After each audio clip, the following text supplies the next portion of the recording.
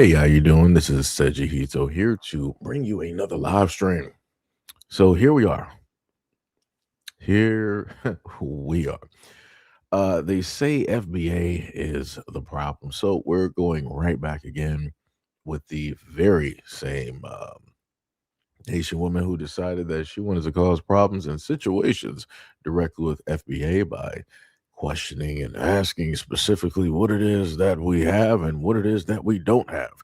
And we're going to take a listen and see what she is talking about. What is up, hero? What is up? What is up? What is up? What is up, concern? What is happening? D Love, what is up? What is up? What is up? So let's take a listen. FBA say, what does Haiti control in Haiti? The education. Haitians control the curriculum and the education. You don't see not no woman. You don't see no white person coming over there say, "Hey, you have to teach them about Christopher Columbus." Yeah, that's the FBA. You have to learn about Christopher Columbus. The Haitians don't have to learn about them because we control the education. Yeah, the food. We control our food. There's no group of Chinese people coming over there reinventing grill and saying, "This is how you eat grill." Say grill ne sachet pour manger. Just like they did seafood boils. Yeah, let's talk about it.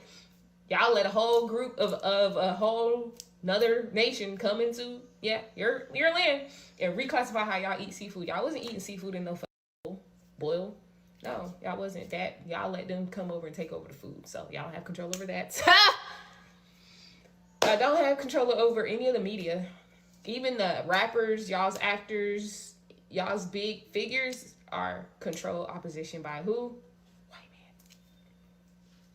So, yeah. In Haiti, we control the songs that are being played on the radio stations. We control the videos that are being filmed on the TV.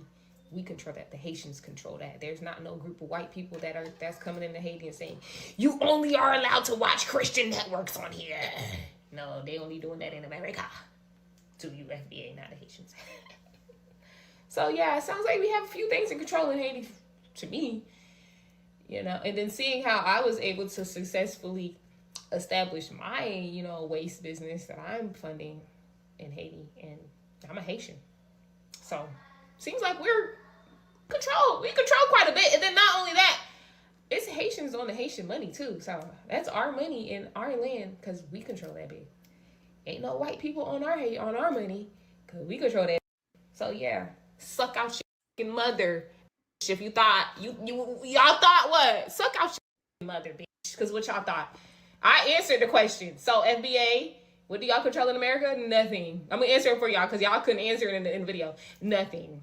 So to wrap this up, because FBA, y'all just proving how slow y'all really are. Y'all don't control anything in America. You don't even have a penny that you can say, well, we created a penny, 1 cent you're not even on, bro. Let's stop it. You guys want to say, oh, Haiti's dirty, Haiti's this. So is America, bro. Philly just had a problem. Y'all, the people in Philly couldn't even maneuver a livable wage for the city workers. Like, bro, we're dealing with systematic issues. Y'all love to make other black people y'all enemy because y'all are successfully brainwashed into thinking white people are superior than you. And instead of y'all putting y'all energy into things that matter, y'all put y'all energy into making jokes in the comments and trying to talk shit about me in the comments. Y'all have created several pages. There's people who have fake pages on fake pages on fake pages. I have a friend that works in cybersecurity. I see y'all's done. Like, y'all are stupid, bro. Y'all's IP address is on the same fake pages, and I can actually press charges for cyber stalking. So be careful when you're putting all this in these comments and you're creating fake pages. And I blocked you once or twice, and you create another fake page, and then I tap in on what I'm tapped into, and I see, oh, these fake pages have the same IP address. That's cyber stalking. That's cyber harassment. Then I find out, IP address, let's put that in there. Oh, the internet provider's bill is under first and last name of such and such. I'm gonna press charges on you. I'm gonna press. I play the smart game. I play games like Moon Blanc. I don't do the internet comment and name calling. I do chess. Feel me? I don't play checkers. So within on Wolu, y'all wanna talk y'all shit snap. But once I block you, you making several pages. Understand you at risk for being charged with cyber stalking. And once again, so y'all can understand, FBA don't control America. Whether you like Haitians being here or not, y'all don't have no control over nothing in America, and it sucks because y'all was slaves. Y'all's family, y'all ancestors was the ones getting whipped in the back. Y'all was the ones eating old food and maggots and shit. Y'all were. So it kind of sucks that you guys feel this way about Haitians, and Haitians ain't this, and Haitians eat mud pies and this and that. Your ancestors ate mud pies too, ate maggots in the name of building up America, and you don't have no control over it. Ladies and gentlemen, case closed. It's crazy how the case ain't closed. If anybody brings up mud pies, we're talking about of today, stuff that's still happening today. You're not looking at Black Americans today going into soul food restaurants or restaurants that they own or restaurants that they have running directly out of the homes of their kitchen or to Black American dinners, and you're eating grubs as if this is the Lion King. We're just cracking open some wood and we're just finding some grubs and we're just plopping that directly on the dinner plate with some rice and we're calling that a meal. Nah, when we talk about the poverty, how poverty stricken Haiti is, we're talking about today. She up there listing like, oh, your ancestor was this. She's talking, and this is what I talk about 99 different times. Whenever it is with these folks, when they want to get online and be disrespectful, oh, it was y'all that was slaves. It was your ancestors. It was this, that, and the third, and all this other. You got you talking about you got all this power over there in Haiti, but yet Haiti is looking real crazy. So if anybody go online and you type in USD to the HTG, right, which is basically to the Haitian equivalent of a dollar. You type in what $100 is, right? You type in our United States $100 and you convert it over. So that $100 converts directly over to 13,252 of their dollars and 93 cents. So for her to try to speak on like the issue, I got to go all over the place with this. This is the problem, right? She stated that she started a waste management business. Of course, you were able to start a waste management business because you're using American dollars in order to do it. You're not using Haitian money in order to do this, in order to facilitate this business. Because if you are, again, if you are as great as you are, if you are as great as you say that you are, then you would be over there in Haiti starting that business, like I said before, from the ground up. You would not be in front of us at this moment in time deciding that this is let me go back to her image. When you You wouldn't be looking like this if you were actually doing waste management, starting that business from the ground up. You wouldn't be looking like this. You wouldn't be wearing a wig and makeup and all this other type of stuff, having a vanity light directly in your face.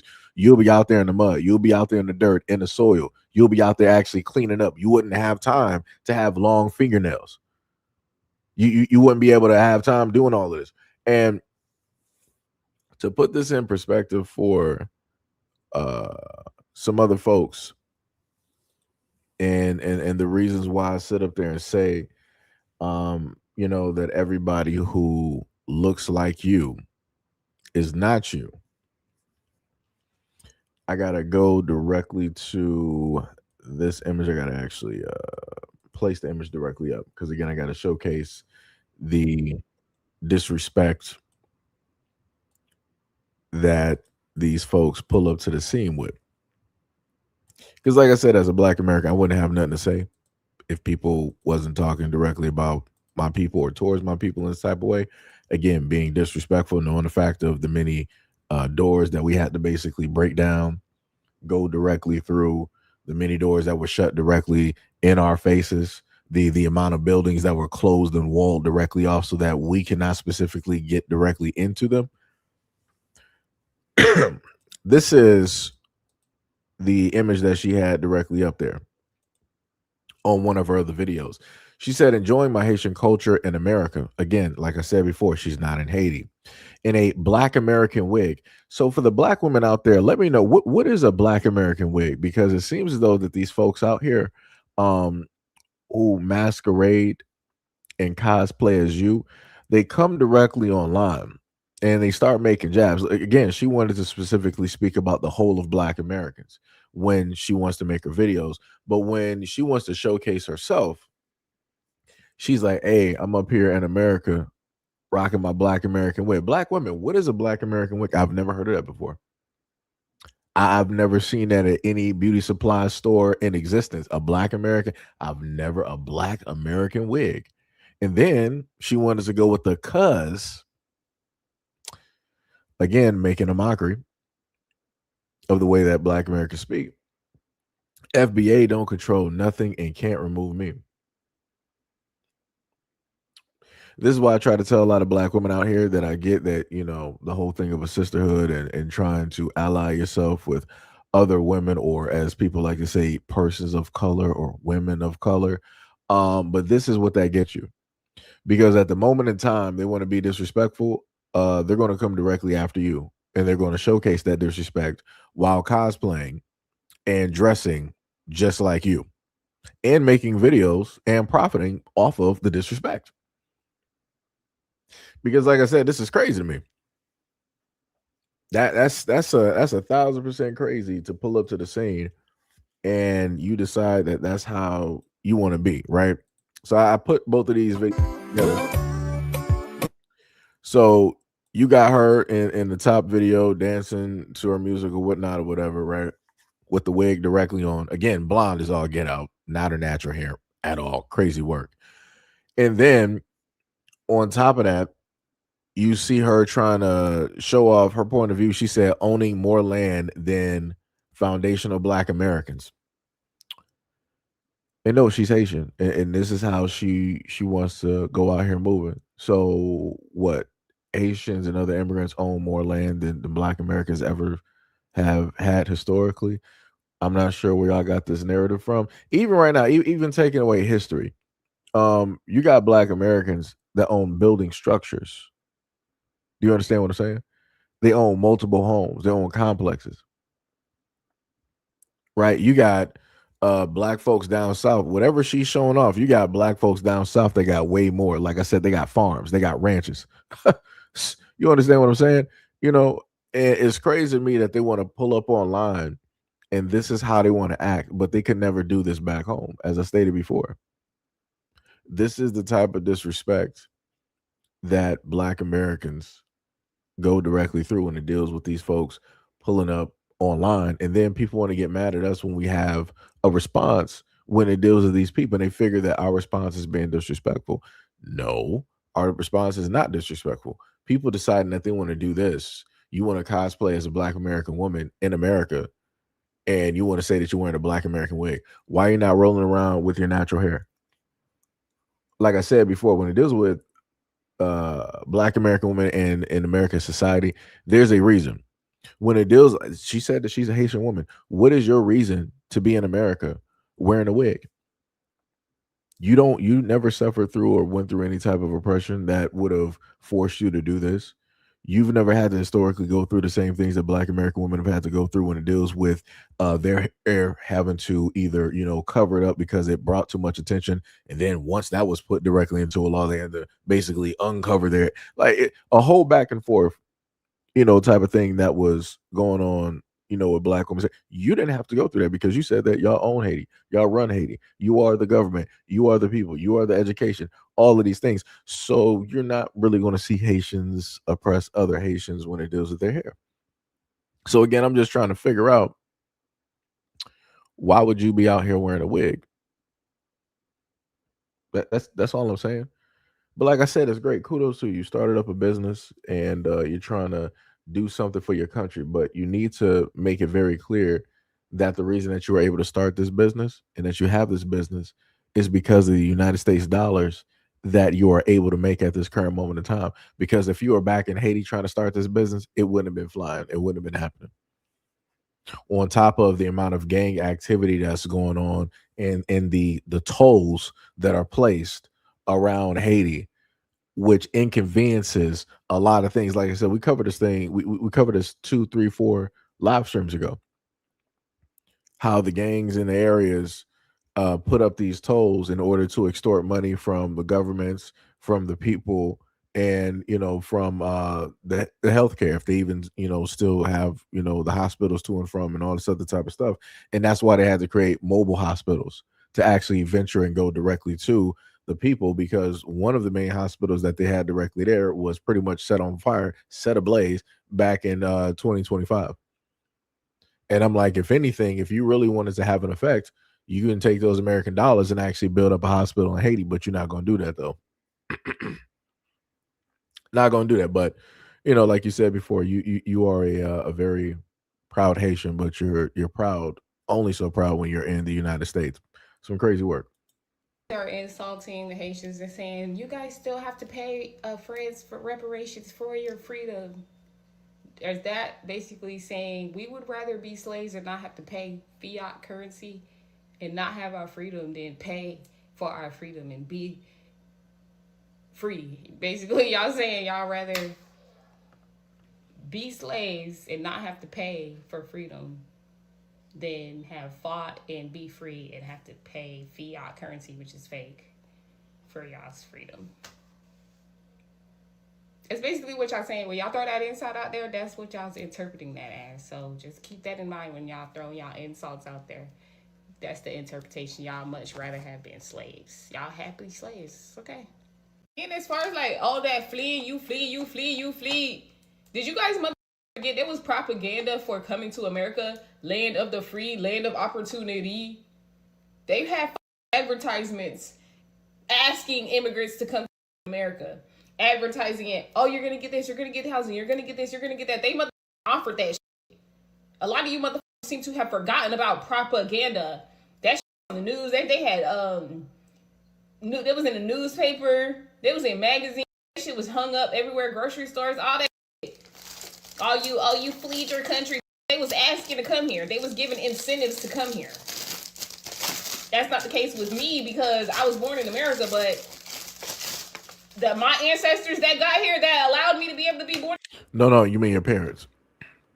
You mean your parents. Don't say ancestors. You mean your parents. Because your parents are not originally from the United States. They're not born and raised here. You're Haitian. Both of your parents are more than likely Haitian. You were not born here. Oh, no, I'm sorry. You were born here, but your parents weren't. Your grandparents weren't. Again, you're Haitian. I'm a little bit confused on when people want to go out there and spout a lot of the stuff directly out there, and then you want to make it seem like America forced all of these immigrants from everywhere to basically come here. Nah, that's cool. It could have been an advertisement. It could have been a commercial. That's not going to force you to leave your homeland. Anytime I see videos of people talking about why it is that they left, they talked about the fact of how their government is corrupt. They talked about the crime. They talked about the violence. They talked about the horrible people that were directly there. They talk about the lawlessness. And they said that, hey, instead of me being there, I would rather go somewhere else to live a better life so that I could actually live longer and also raise my kids in a better environment. And like I said, I don't fault people directly for that. I don't got no issues. But for you to sit up there and say that people ain't sitting up there fleeing, they're not running, you're a liar. Everybody in life is running from something. In this instance here, you have a lot of folks running directly from home.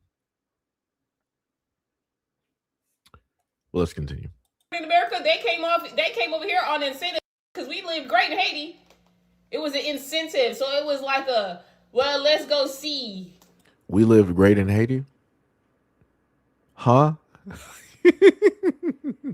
So y'all were living so lavish, so great in Haiti that you were like, hey, instead of taking a vacation, we're just going to uproot from Haiti and we're going to move to the United States, a whole nother land we don't know nothing about. We don't know how to speak the language. We don't know none of the cultures. We don't know none of the people there. We don't know none of the laws there, none of the rules, none of the regulations. We don't even know if we'll actually be fully accepted. Instead of us being in the comfortability of Haiti because we out here balling, we got mansions and all this land and all this other stuff. Instead of us being home amongst our own people, religion, history, heritage, culture, all of that, we're going to leave all of that behind and we're just going to basically see what America got. Yeah, okay, Come on, dog. Come on, man. Like the lies people just be weaving online is incredible. And people actually believe this. The lies that people be just weaving, just tall tales. It was like, yeah, we just did it. We just wanted to come and see what it was. Come and see is like, all right, I'm going to visit this brand new store that was built. Let me just go in there and look around and see what it got. Okay, I saw it. All right, I'm leaving out and going back home. That's coming and seeing what it is. You ain't coming to see. You left and stayed. That's what you did. You left home and you stayed in the United States. That's what you did. Like what are we talking about? People just be rewriting the history as if people don't know. Man, this is wild. Let's keep going.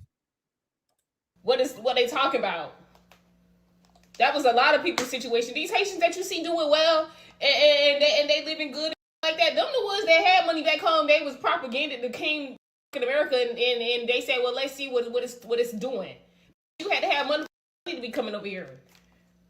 Some of y'all just stupid as y'all really don't understand branching out. Most of you don't even be leaving y'all city, y'all hometown, let alone ever think to travel abroad. And then some of y'all be not acting like y'all don't understand. You can come to USA on education visa. Everybody that's in America from Haiti, from Africa, from other places is not here because of a survival reason. Some people came here to study. Some people came here to do the foreign exchange. Y'all really showing the lack of experiences of life that y'all have in these comments, in these war videos, and these insults y'all throw out there. It's like, yeah, you ain't got the money to go nowhere. I'm like, the craziest part is if you even look at the size of Haiti compared to the United States, you'll notice a difference. And also on top of that, to sit up there and say that some people ain't leave this, that, and the third. Do you understand how much space and land it is? Like, especially if you're down south, you know how much space and land is in between certain areas. Like, what do you like? This is the same conversation we try to explain to people over there in the UK, where they want to sit up there and say that, oh, Black Americans, you're not even like cultured. Y'all don't even leave the United States. I'm like, do you understand how big the United States is? You understand that the United Kingdom can fit comfortably within the United States, and we got room to move to and from and around you while you're here on this continent. Like, do you not understand? Do you not understand the vastness of the amount of land that we have? Like, this is crazy. Like, I don't understand people. I just I don't understand people. And then on top of that, you want to sit up there and say that, okay, well, people don't even want to leave their blocks. Okay, cool, fine. People are just comfortable where it is, that they are. But they're a minority. You have other people that go to and from and they visit families, in different states. So it's a little bit crazy to say that people just ain't leaving their blocks. Maybe they might not leave it specifically when you want them to, but if a holiday, a birthday, a graduation, a out of state family gathering, they're leaving and they're going to visit, and then you know what they do happen to do, unlike what your people are doing, they will leave the state, which is their home, to go visit, see what it is somewhere else, and you know what they do? They come back home. For whatever reason, I guess that's a difficult concept for a lot of folks directly out here. Just saying. And then she wanted to bring up Haiti's education. That was you shouldn't do that. You just might want to just leave that directly where it is, where Haiti is listed. I think what was that 193? Hold on, let me see if I can pull back real quick. Let me see. I think I had it directly up here. Dun, dun, dun. Let's see here. Haiti's education system is predominantly private, 90% under resourced, and faces severe challenges with access quality, and high costs, resulting in a 61% literacy rate. The system consists of 6 through 9 years of primary fundamental education and 3 to 4 years of secondary. though poverty and lack of infrastructure hinder completion. Later, directly underneath that, they said many schools lack electricity, water, sanitation, and there is a significant shortage of trained teachers. Impact of crisis, frequent political instability, gang violence, and natural disasters like the 2010 earthquake cause frequent long term school closures and displacement. Literacy and schooling, the average 25-year-old Haitian has less than 5 years of schooling. The country has the lowest education rate in the Western Hemisphere. So much for the education that she was talking about.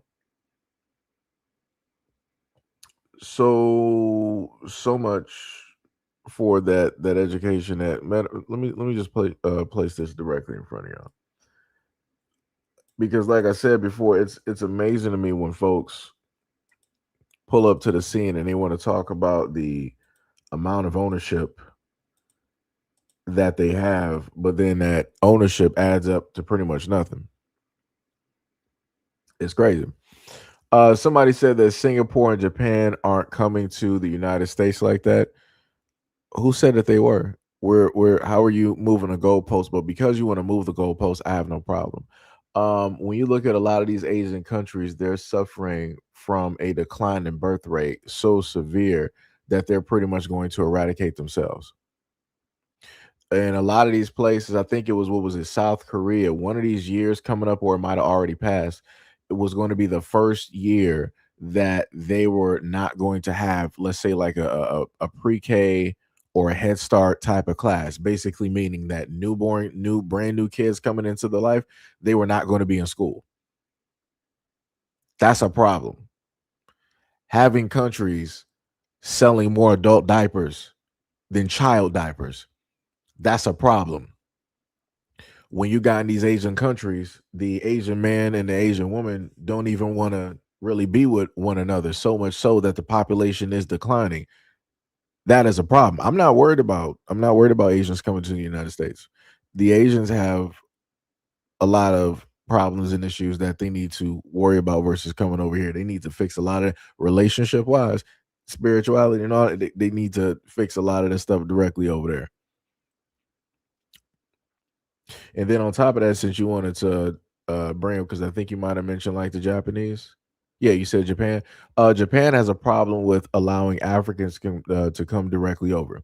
I want to say, let's say Nigerians, and they come over on the student study program, like she wanted to say, or the exchange student, whatever it is, and they abuse that. So instead of them actually showing up, some of them don't even show up. But on the the possibility of them showing up, they might be there for a week or two to do those classes or whatever it is, and then after that, they just out there in whatever streets of Japan, and they just hanging out, and they're trying to make money by getting tourists to go into these clubs and this that and the third and all this other type of stuff. But like I said, the Japanese people are allowing that, and that should not be allowed. I could swear last time I checked, I could have sworn that the Yakuza was still there. Yakuza need to start moving, sweeping directly through Japan, and sending people back, like I said before. That's crazy to sit up there and have those African dudes just running the streets. Like, they're not giving anything to Japan at all. They're not helping Japan profit. They're not helping to make money. They're not adding directly to the society. They're hanging around in the streets trying to get the attention of tourists and set them up and all this other type of stuff. If you don't believe me, go watch videos and look at how aggressive acting they are. Like I said, the exact same way that they act in Japan, that's the exact same way they act back home. That's a problem. That is a problem. That is a problem. Yo, Mo, what is up? What is up? What is up? Mo said that the Haitian education system yields the lowest total rate in education realm of the Western Hemisphere. Most said many Haitians still struggle with reading and writing due to under-resourced education system, where roughly 90% of schools and private and cost prohibitive for many families. Yeah, I think from the previous live stream that we did directly on this, because this was a part of the exact same videos that she's put out before. I think it was around 104 to $140. I think per year in order to get Haitian kids educated. And I'm like, instead of doing that waste management, you are better off putting $140 directly for kids. Like, I'm pretty sure she's making money. She's in the United States. I don't know what she does, but she probably making some money some type of way.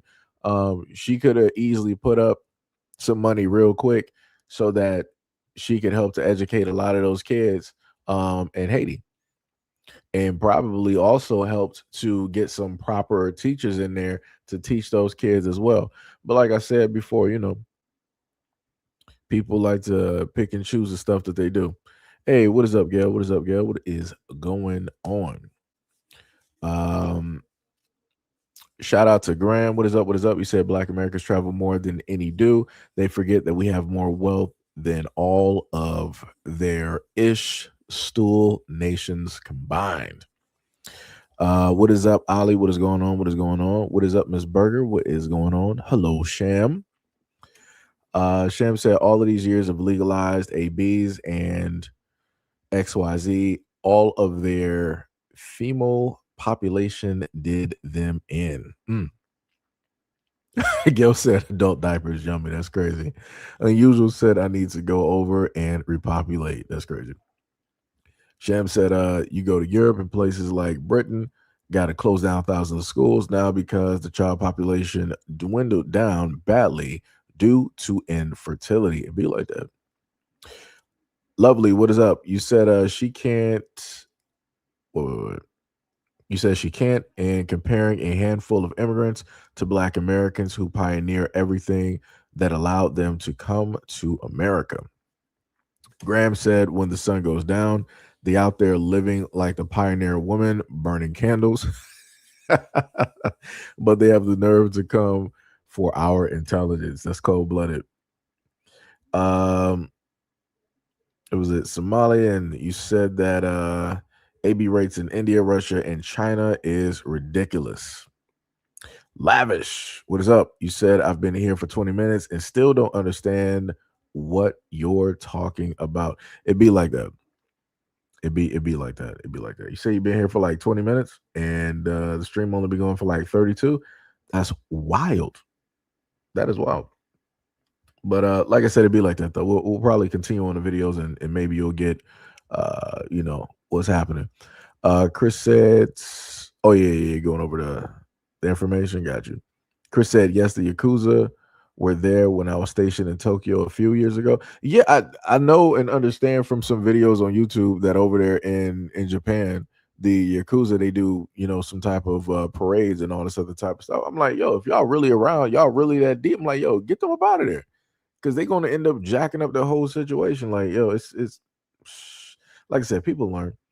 Sham said, equally races have mutations. If they don't breed out those mutations and keep breeding the same or similar bloodlines, then infertility also sets in, the race dies out. Graham said by 25, most Black Americans have earned their bachelor's. They still on it in Jan readers. Sham said, so much for preserving bloodlines. It's the opposite you should do. The crazy part is Black DNA is so diverse that this never happens to the Black race. Mo said, yep, Haitians are still struggling reading Dr. Seuss books. Cold blooded. Cold blooded.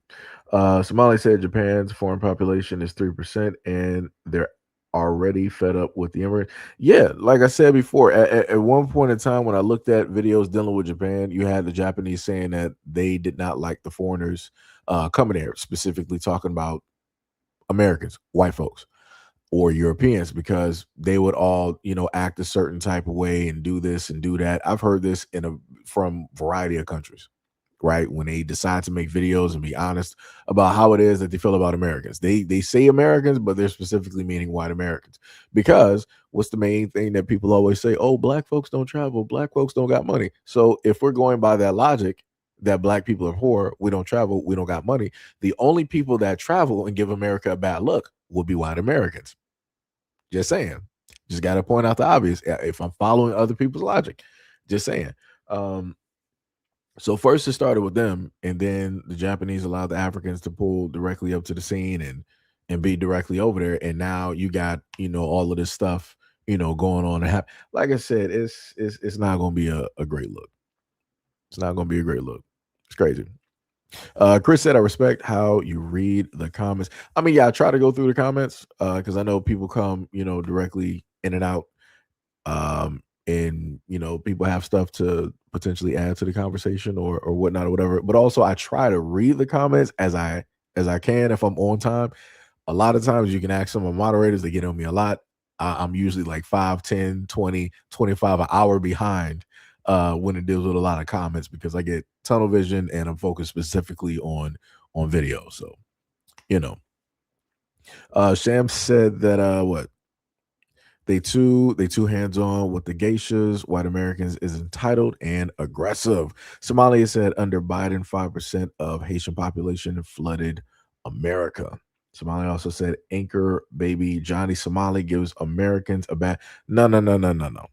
No, no, no. We're not. No, no, no, no. No, no, no. Johnny Somali is a Somalian. As a Black American, don't claim him at all. So we're not doing that here. No, no, no, no, no, no, no. Whatever the actions that he performed over in Japan, where he was about to get done in by a group of Japanese, yeah, no, no, no. Black Americans don't pull up to the scene acting like that. We're not going to pull up. First of all, Black Americans love. I'm going to say for the ones that are into anime and things of that nature, a lot of Black Americans love Japanese culture, also including the foods. Some of the dream vacations, even looking back at folks when it was like middle school and high school, people like, yo, man, I want to sit up and go to Japan and I want to see this and I want to see that and all this other because it's almost like a giant Disney world, in a sense because of what Japan has basically built when it deals with the culture and the stuff that they put out there and give, to the world. So you're not going to sit up there and find Black Americans pulling up to the scene acting like Johnny Somali. Nah, you might have a rare less than a 1% that would go over to another country and start acting stupid. Like I said, everybody ain't meant to travel. Just gonna be real. Everybody ain't meant to travel, and that's as real as you can sit up there and make it. And then what was it? Johnny Somali went over there to South Korea and he got into this argument, a confrontation with a South Korean dude who I think he was like in the military or something like that. Yeah, like I said before, shout out to that South Korean dude. I don't got no problems with him. Johnny Somali was acting a straight fool. The dude was sitting up there looking for trouble everywhere he goes. He always caused trouble. Always causes incidents, always causes problems. It was going to sit up there and catch up with him. Like I said, South Korea can keep him directly in prison forever. Let that be an example to any other those fools out there that want to decide to go out there and do the exact same thing. Lock them up forever. Like I said, you going over to somebody else's country and you want to do this. Now, mind you, if that was in the reverse, if somebody from another country went over to Somalia and wanted to sit up to act a plumb fool, Somalians ain't about to stand for that. Somebody about to get jumped. You about to get jumped by like 1,000 Somalis, like real quick. Like they're not about to sit up there and have you do that, right? So I'm just saying. Just saying. Sham said, to be honest, you the worst foreigners is Chinese, especially when it comes to free stuff and food. Chinese are the type, if they can't have it, they'll destroy it for others. Somali said Johnny Somali was born in Arizona. He's locked up in South Korea. Johnny Somali, he can be born here, but his parents ain't from here. He is Somalian. America never really had a native Somalian population. Somalians are from Somalia. Somalians also don't categorize themselves as Black. They don't categorize themselves as African. They would rather be anything else. Either you can call them Somalian, white, Arab. Any which of the three or a combination of the three. So, like I said exactly what I said. I don't care if he was born in Arizona. His parents weren't. His grandparents weren't. His great great grandparents. Like I said, if we trace his bloodline back, it's going to go back to Somalia, right? All right. That's all I'm saying. That's all I'm saying. I don't care where he was born in these United States. I don't care if he was born in Hawaii like Obama. That does not mean that he is a part of Black America. He is not. Sham said, I cook Japanese and Korean food all the time. I love it so much. Sham also said that the Koreans whooped his behind. Yep. Lovely said, yep. Sham also said he's lucky he didn't go to the Asian countries where he would have gotten canned. Yeah, if he would have tried to pull anything like that, it's not like Fiji. Is it Thailand? Vietnam. I forgot, but yeah, they got some other countries like dog, or it might have been like Cambodia or something like that. Yeah, in some of those Asian countries, if you pull up to the scene and even try to act a dog, it's over for you. You probably going in front of a firing squad. Like it's over. Your sentence is going to be in permanent darkness, and you'll never be heard or seen from ever again. Like I said, people know where to go. People know exactly where it is to go in order to sit up there and act a fool. Like I said, he as an immigrant, he wanted to go over there and act a plum fool to sit up there and make money. And I kept trying to tell people, yo, all money ain't good money. All money is not good money. Um 500, what is up? You said Haitians be faking and fronting. They don't run my alarm clock. You said they don't be running anything in Haiti. Haiti is being run by mostly foreign European oligarchies. Yo, Rabbit, what is up? What is up? What is up? You said it's crazy how the Japanese basically have the same history as white people, yet have enough sense not to be a slave and addicted to their racism. Never seen a Japanese Karen. Mm. Somali said Thailand. Yeah, yeah. So you said Thailand and Cambodia. Yeah, I remember Cambodia from. I think it might have had to do with drugs or something that was going on over there, and how they dealt with that situation. I was like, ooh. I'm like, hey, technically got rid of the problem. Had to rule that with an iron fist. Be like that. Yo, mother, what is up? You said, well, Dre, my bad. Yo, what is up? I was reading the first part first. He said Johnny Somali isn't even Somali. He said he's something else, but the fact still remains. Like I said, I don't care. He named himself Somali. Like I said, Somalis can clear that up. Y'all know people's families and bloodlines directly out there. Somalis are very close knit. Y'all know people who know people who know people who know people. So Somalians can decide to get online at a moment in time if they deem it to be important, and clear up if Johnny Somali is a Somali. I look directly at him. I'm looking at the forehead. I'm like, he seems Somalian to me. Like I said, up until further notice. Like I said, I don't know Black Americans that's going to pull up to the scene and call themselves a Somali and not be Somali. That's weird. I'm just saying, for me, that's weird. Anyways, let's go to the next video or next videos. Video is a reference point because my FBA video currently has 800 views, not even in like the top 50 amount of views. I'm thankful for that. I'm thankful for any views. But I think the people from I think the people in the comments of that video proved me right. I said that FBA are some of the worst people you ever meet.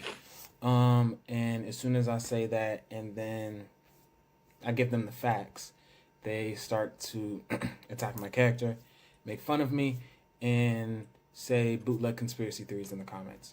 I think this just proves my point that FBA is not a real movement. It's a movement based on division, and it is only here to divide the diaspora, and bring the not bring the diaspora together. Honestly, and I really think its only purpose is to serve as like a CIA opposite plant to Pan Africanism.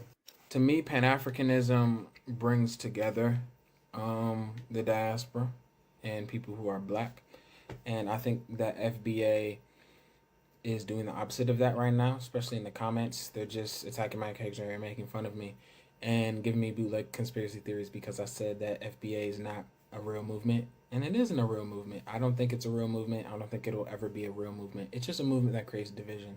I think if you really want to help if a black person wants to help unite the diaspora, we need to practice Pan Africanism and not foundational black Americans. This video is also a challenge to anyone who is FBA. If you present historical facts supporting your movement, I will gladly delete my video. And When I say historical facts, I don't mean a link to another TikTok video or a Facebook post that says a conspiracy theory that has no evidence, or a video linking to Tariq Nasheed saying something. Just because he's the founder of the movement doesn't mean he like knows everything. This evidence has to be empirical evidence, fact based evidence. This has to be proven by someone who at least has a doctorate or master's in their field of study. So if you're What? FBA and you think what I said was wrong, in my FBA video, I challenge you to give me evidence that what I said was not wrong. Hold on, I'm just a little bit confused. Like, does he not realize that the same people that he's referring to are the same people that wrote like eugenics? Like, a lot of the people, like when he says like, "Yo, you need a doctorate, you need a some type of degree in order for me to actually trust and believe what it is that you're saying," you do realize that you got people out here that had all of these doctorates and scientific and da da da. These were the same people practicing eugenics. Like, are we just? I think we're lost here. I think we're lost at this moment in time, and we're at a point where if ordinary people decide that they want to read 100 books in order to try to figure out information, people are like, nah, that's not credible. I don't care what books you read. Do you have a degree in that field? Have you actually studied? Which basically meant you went to somebody's college, white, you got a certificate, white, then you went back in order to hire that education, and you had to sit in front of folks that basically tested you on that information.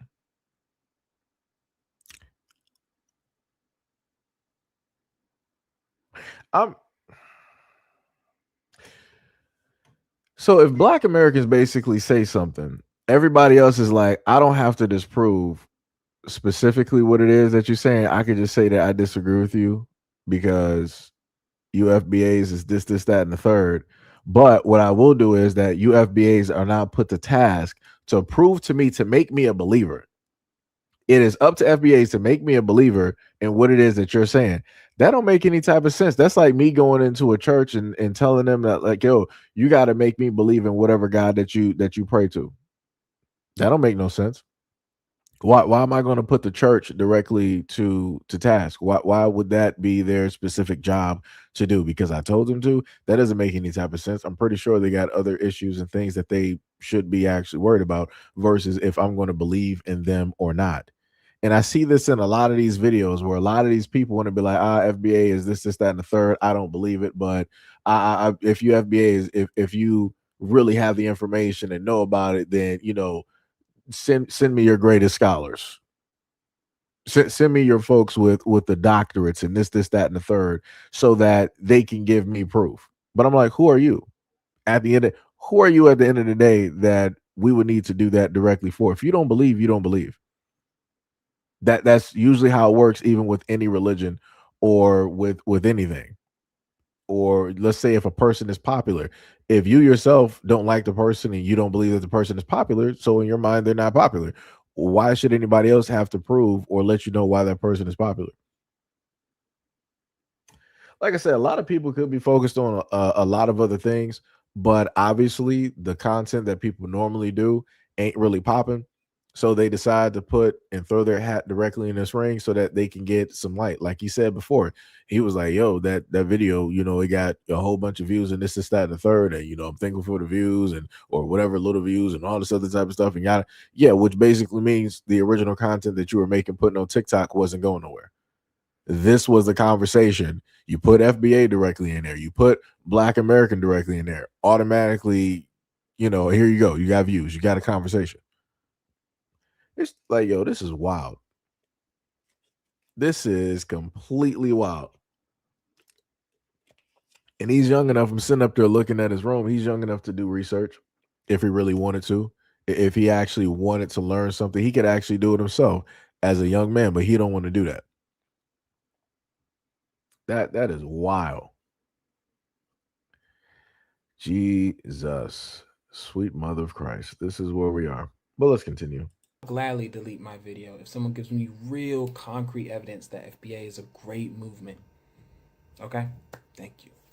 That lady who came on the podcast and said dirty black American, yes, she was wrong in that situation. No and ifs or buts. But and let's not act as if we don't remember how you guys used to treat us. Check it out. Them Yankees used to come through and torture us, dog. Literally every day. School. That's where it starts at school. Americans versus Haitians. Once they find out you were Haitian, that was it. They go by from your name. Once they could have picked up on or your accent, they was at you. Daily, every day. From PE. You had grown men like us. Just imagine us go picking on little kids every day. I'm gonna say it like this. Even I went to an elementary school, Edison Park. To get to Edison Park, you had to go through Edison projects. There ain't nothing but black Americans there. You had grown men beating on us as elementary kids, just going to school. Lady Haiti all over here. For you come in here, you gotta make it all the way to get here. For you gotta go all the way around, go to 71st. So we devised a plan. We go there, 30 of us going together. So whoever get caught, whoever make it. But we did it with numbers. And that was just elementary. And that was early 80s, 81, 82. When we got to middle school, it was, we started to fight back a little bit. And when we got towards the end of middle school, that's when it really turned over. We really went to fighting back. I got jumped in middle school. That's why I went to school with all of them who did it. So I was coming from school, I was picking up my brothers. So I'm going to go pick them up in front of the school. They say, hey, go Haitian right there. Go get them. So they listened, they jumped me right in front of the school, right? Literally. I'm always team me and all positivity, right? But one thing we're not gonna do is act like this type of shit is not happening. Like, fam, he was talking about the 80s, 90s. He already grew up. Let's talk about the 2000s, the mid 2000s. Fam, I remember whenever I first got out here, it was like, bro, I'm talking about, I already knew black Americans back from Haiti, right? I'm thinking it's all love. You got 10 cousins coming up trying to jump you and shit like that. And it was like, damn, fam. I'm talking about, it's crazy. Until we started fighting back. Until we started stabbing niggas. Until we started shooting niggas. Now, they feel us, right? But, like I said, I don't condone that bro, the violence and all that other stuff, because now it's all love, fam. It's really all love. But that's really what we was going through. And just like, how some FBAs, they're like, damn, fam. Brother, what, like, this is my problem.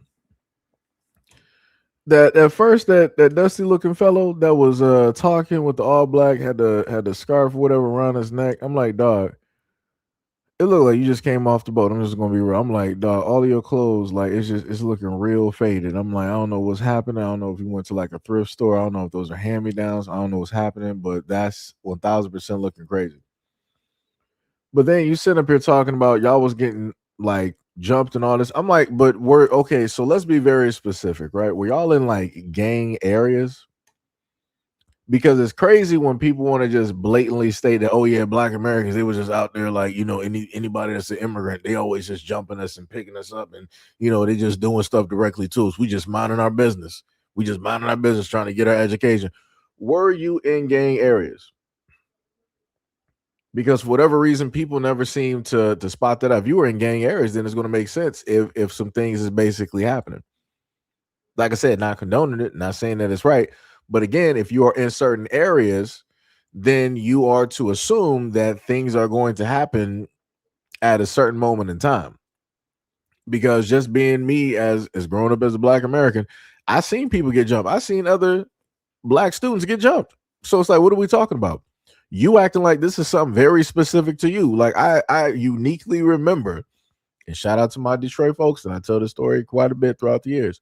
I remember being at Northland Mall in Detroit, waiting on a bus, and I think it might have been like the Greenfield bus or whatever, Greenfield Evergreen. But I was waiting on one of those buses, and as I was waiting, the school got out for the kids. So if people know anything about Northland, when it was still there and it was still, basically a bus, station area, right across the way, you had the McDonald's that was there, the little McDonald's that was there, And then right from that McDonald's, I think you might have had like that little law firm, whatever, but it was also like a little small private school that was there.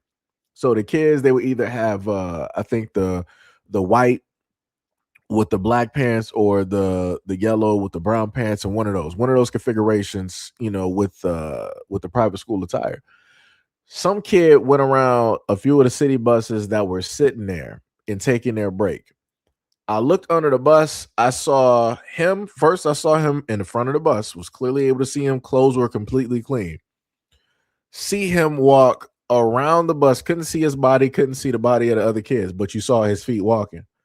As he made it about 15 to 20 feet, all you saw was like rows of feet basically following behind him. And then after the buses started moving, you saw him running directly in the field that was there at the time before it was grass and whatnot. And he was getting jumped. Whatever he had that was white or yellow, it turned brown. He was all good though. But again, he got jumps. Are we going to sit up there and say, "Oh, that's because he was Haitian. It's because he was Jamaican"? And nah, I don't know of a Haitian, Jamaican, whatever population in Detroit. I'm just gonna be honest, just gonna be real. I ain't seen y'all there. I ain't seen y'all there. No, nor have I gone to school with y'all. The most that I went to school with, maybe a few Africans, maybe some Chaldeans, maybe some Mexicans, and 1 to 2 Chinese people. Other than that, everybody else was black and maybe like 1 or 2 white students. So yeah, like that's it, yo, it's crazy out here. Like you sitting up here making it seem like y'all were just getting like we just automatic spider senses was tingling. We knew that y'all was coming off the boat and we was just sitting up there in packs on the block and just waiting for you to show up because we knew that you was rolling up that. Come on, dog. Come on, man. Like yo, yo, it is wild. It is crazy. That is wild. Man, Mo and Gail always sitting up there talking mess. That dude don't look nothing like me. I'm not gonna lie to you. I don't trust white folks. Not even close. There's some Haitians and some Mexicans. I don't trust black folks. Honestly, I grew up with black folks after that whole situation. I love them. They love me. And, peace, positivity, and we're going to keep it pushing. This is for my FBA community. I'm about sick of y'all. So I'm just gonna leave it right here on the screen for a minute. So this woman, I think she said she's in her 50s. She said she's sick of FBA and their insecurities. So now that we've let that sink in, along with the image of her face, we're going to carry on with this video. I am. I'm sick of y'all. I'm sorry. I gotta say it. I am absolutely quite tired of you guys. Okay? Because you give off this confusing, conflicting information that you yourself is probably just discovering, and now you are a professor in it. So that's a bad pause right there, but shout out to Brandon V. World. Shout out to Brandon V. World for the vibe that I don't know. Man said, here comes a new challenger. Ladies and gentlemen, the man has come back to town. How is everybody doing? Doing pretty well. Doing pretty well. This is just it's pretty much a bad pause at the moment in time. My apologies for anybody that's looking at the TV or, their phones. My bad. It wasn't meant to be a jump scare. But let's continue. Okay. And I am so tired of the division. I'm brown. You're brown. Don't you see that they want this separation? Separation is their power. Separating us gives them more power. Do you understand? So what if you feel like you were here before the natives? So what? Y'all are bamboozled just like everybody else. Y'all are scared of some doggone immigrants, but yet y'all supposed to be so strong. Let me just pause it right there. This dude.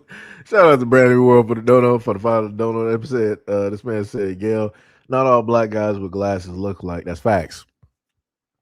That's bars, 100% bars. So she wanted to make it seem like black Americans are having this issue because we're afraid of the immigrants coming. No. It, like I said, I hate when people want to have this conversation and they want to be straight ignorant. She's too old to be doing this. She's too old to be doing this. There's been a lot of instances, like I said before, I can even account for myself working with folks that were from other areas around the world, and how I had people basically plotting on me, trying to get me out of my spot. And then I had my own supervisor telling me that that was what was going on. Right. And I remember it was a dude, a short Latin dude by the name of Dante. I remember his last name, but I ain't gonna put it out there. But I remember dude, and specifically the interaction that took place and how that was going to put my job directly in jeopardy because we were both brand new hires at the time, and the whole main thing was that we were trying to get full time, right? Because they would cut the people that they don't need, so that the person that's left was going to end up being the one getting full time. And I still remember that day. I still remember calling my mom and everything, and how it is that I felt that somebody would want to try to mess me up like that, and try to take money out of my pocket, try to take away a job directly from me. So it's not that black Americans are afraid of immigrants, it's the fact that you have people that are willing to railroad you so that you can't, let's say, provide, or you can't help out your family, so that you can't be on the road to be self-sufficient, or whatnot, or whatever.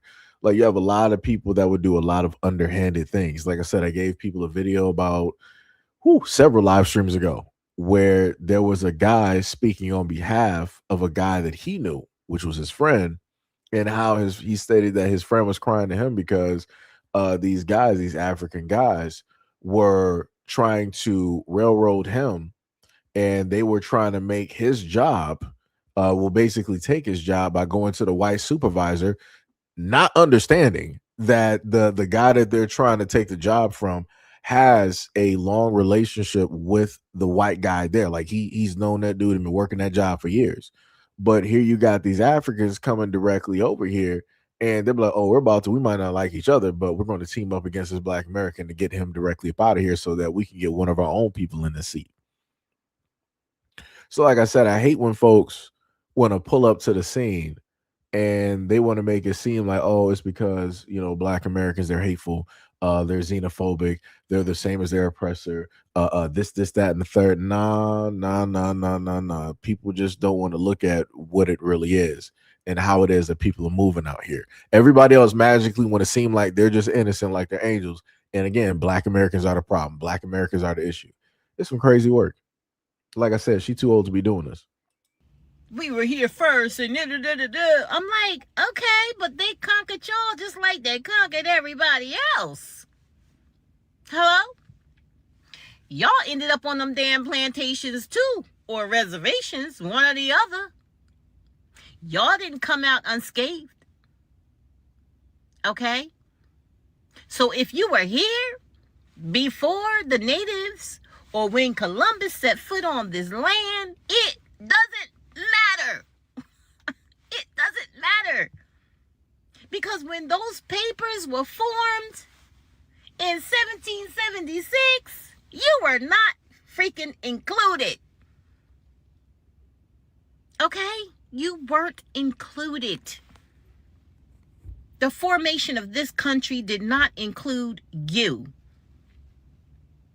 So if you were here and you were trading with Columbus, they didn't give a flying you know what. And did you survive? And how many of you was it here? Because I've heard on so many lives, oh, 10 million. It was 10 million of us. 10 million?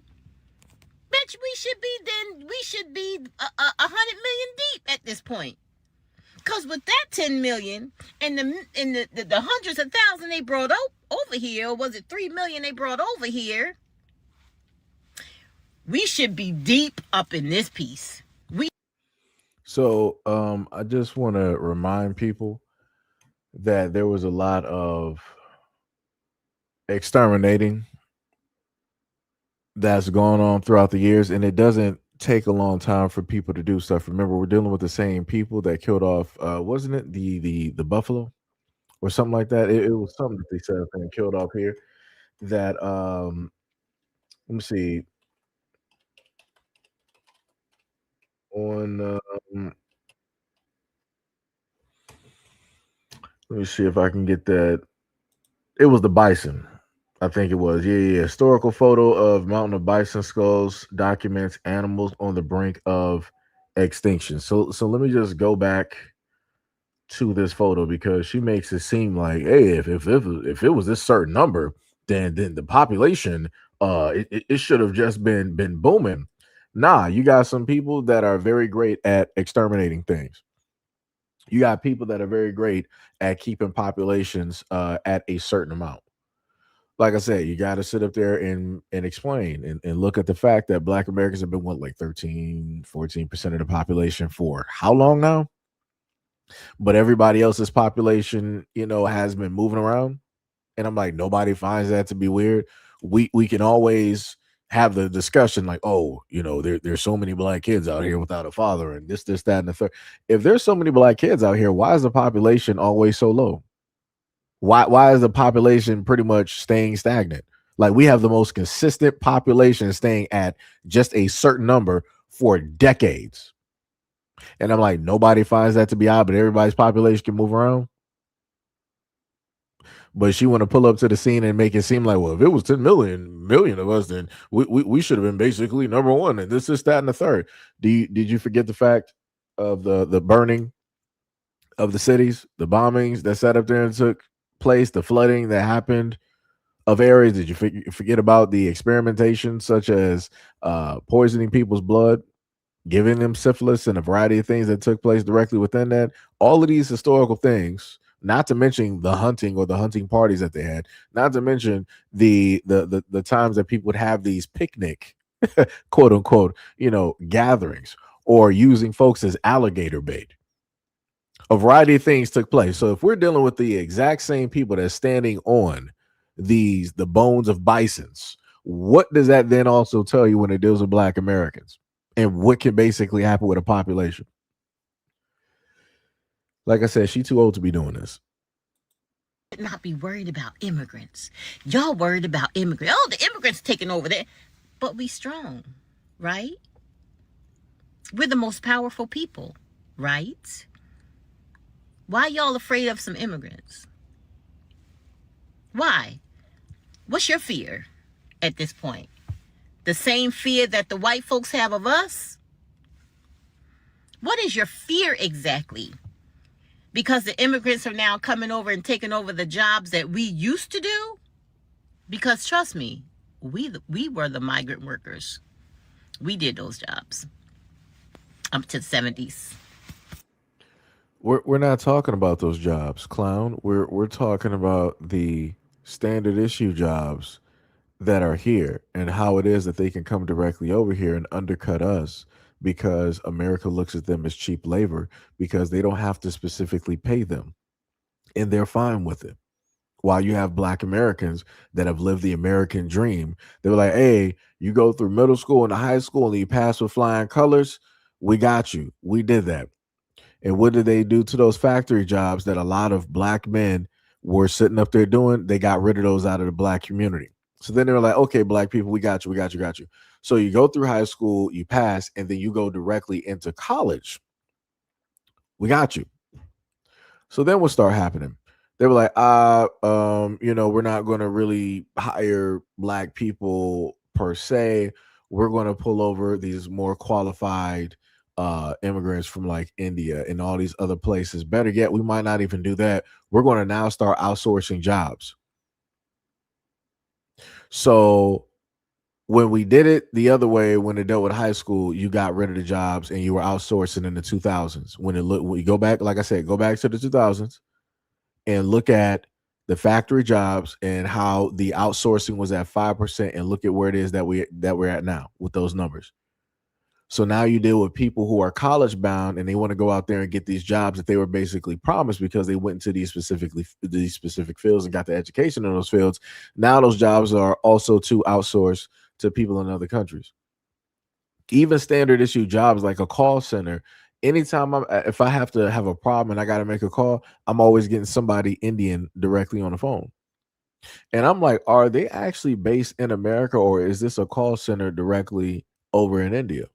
Because I'm like, all of these jobs that you're giving to other folks directly out there, because again, they don't specifically want to pay Americans, but more specifically, dealing with the conversation, they don't really want to pay Black Americans what it is that they work, or for how it is that they work so hard. They would rather go a cheaper route and employ a majority of them versus sitting up there pulling up the Black Americans that are actually deserving for that job and that can do that job way better than any of them, and actually be more loyal to that job as well too.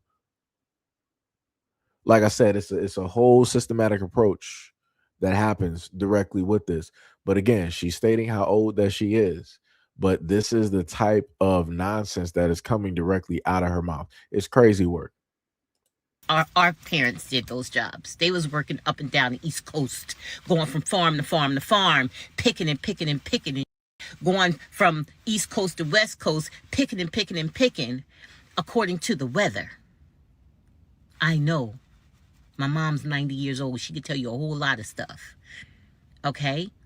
What I'm saying to you is they want us divided. Do you understand?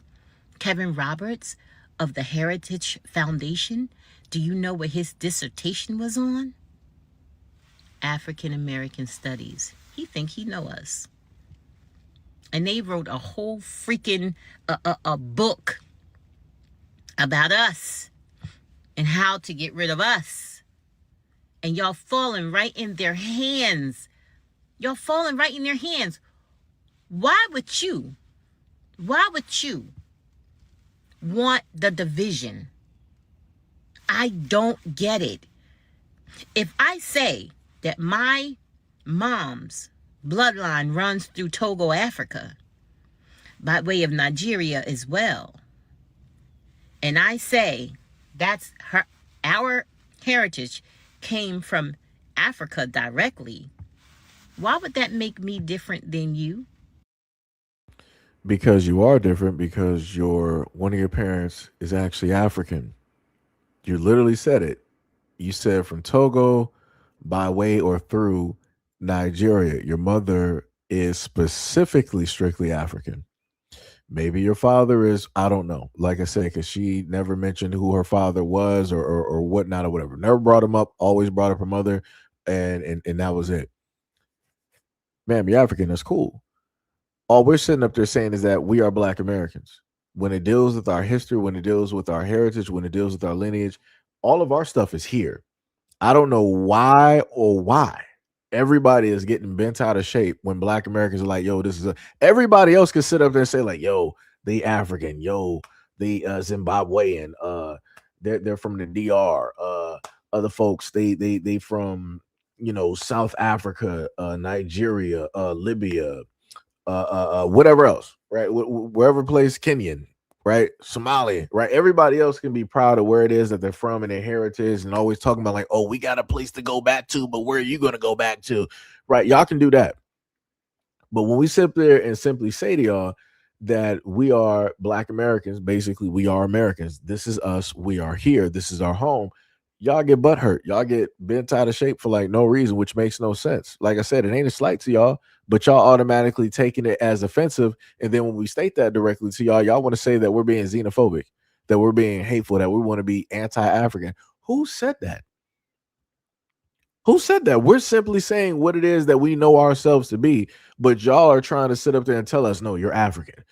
Brother, It's cool. Whatever you are is whatever you are. Whatever we are is whatever we are. That's it. That's the end of story. And then you have a lot of people that want to sit up there and try to be like, well, everybody from, comes directly from Africa. That's cool, but at the end of the day, you're not trying to claim Russians. You're not trying to tell Russia to come back to Africa. You're not trying to tell the Asiatic man to come back to Africa. You're not trying to tell that specifically to the Arabs to let them know who it is that they are, right? You're not trying to tell that to anybody in South America. You're not trying to tell white Americans to be proud to be African and to come back to Y'all ain't trying to do none of that to none of these other folks directly out here. Y'all are all specifically speaking to Black Americans in this type of way, as if we are your children and we're just not listening to you. It's like, see, this is the problem. Y'all doing the same thing that Obama tried to do to Black American men. Y'all doing the wrong things. Again, this is why we having this conversation. This is why in certain instances it becomes an argument, because it gets to a point in time that it goes from a conversation to it being full-fledged disrespect. And we're at the full point of that. Y'all just being just blatantly disrespectful and y'all just don't care. Like I said, 99 different ways we told y'all who it is that we are, and y'all still want to come through and try to correct us as if we're children. Like, y'all got to stop that. Some crazy work. And we both brown. If you say that you're FBA and you're foundational here, why would that make a difference? Because guess what? They enslaved our black all at the same damn time. Since you're African, since your mother is African, how about the fact that Africans enslave Africans? Since you want to talk about everybody was enslaved at the same time. No, they weren't. No, they weren't. Mm-mm. Nope. So let's look at this, right? It says that slavery in Nigeria encompasses both its historical role in the transatlantic slave trade and the present day issues of modern slavery, which includes human trafficking and ongoing discrimination based on ancestral slave status.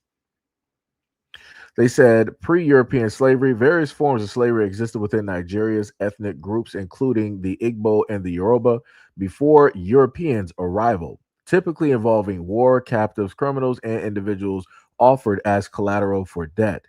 The system differed from chattel slavery in the Americas. Slaves often had rights such as owning property, though some were subjected to human sacrifice.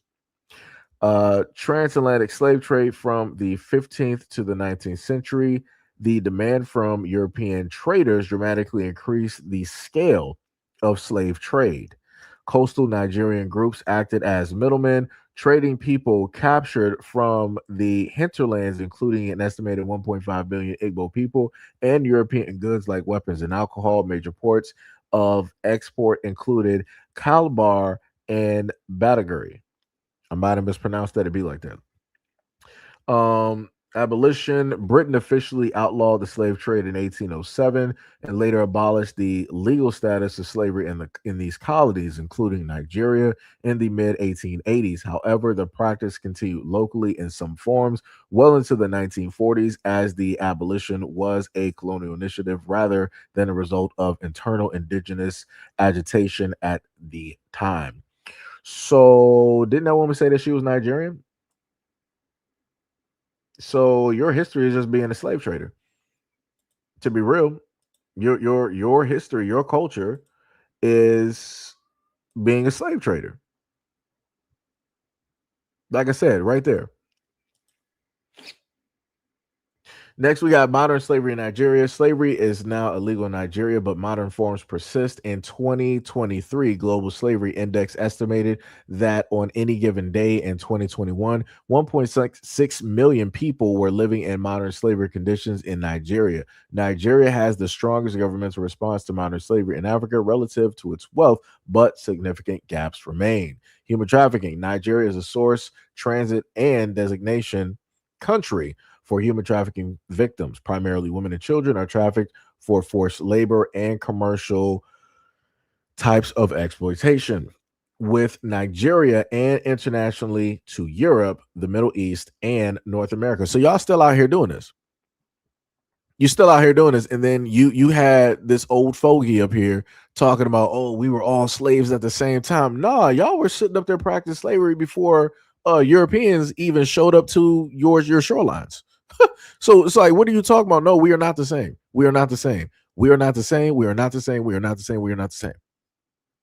Like I said, I get tired of old folks out here talking stupid. Like, you too old to be this stupid. Like I said, and I can look this up. And she's the one that stated that she was Nigerian. Woo! Well, by way of Nigeria, whatever. Next, we got child labor. Children are forced into various forms of labor, including domestic servitude, mining, street vending, and being used as child soldiers by armed groups like Boko Haram. Descent-based discrimination. The traditional Osu caste system among the Igbo people, which historically designated individuals as slaves of deities, continues to result in significant social exclusion and marriage discrimination for their descendants today, despite a 1956 law banning the practice. So, like I said before, that's why I keep talking about and bringing up Nigeria, because y'all are problematic. Y'all are so problematic, but once y'all come over here to these United States, y'all want to wipe your hands of all of this. It's in your blood. You're not running from that. There's nothing that you can sit up there and do. You are Nigerian for life. You are Nigerian for all of history, from now up until the end, up until you were born again. You're still going to sit up there and be Nigerian, still going to have this bloodline directly within you. So again, for any of you folks out there that want to pull up to the scene talking about Black Americans, y'all need to really address your history and the current history that is going on right now, and that how that current history is going to be your future. Like I said, that's wild to me. That's 1,000% wild to me. Like, y'all got all of these problems directly up over there, but you got the nerve to sit up there and try to say all of this nonsense. Like, what is happening? Lord have mercy. That's crazy. But let's keep going. Tell me I'm not. Tell me I'm wrong. There may have been a couple free here and there that slipped through the cracks, that probably lived in some cave somewhere. But basically, they enslaved us all at the same time. Yeah. So I'm sick of it. I am so sick of the division. Who gives a flying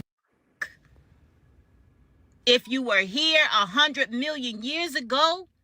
If we got here when Columbus got here, we all started out the same freaking way. We were enslaved. Period. Because guess what? If y'all was here before that, y'all wasn't here long enough to formulate any kind of state. Where's your paperwork?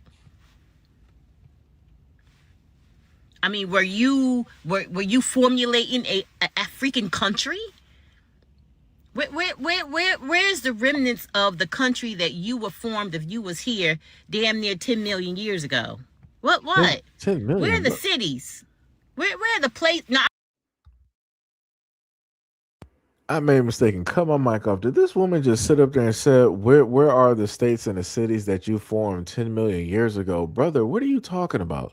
That Jerry Curl juice, it is now dripped past like her scalp and went into her brain. Brother, 10 million years. This is how I know she old, bro. Oh my God. She said 10 million years ago. Where are we even at right now?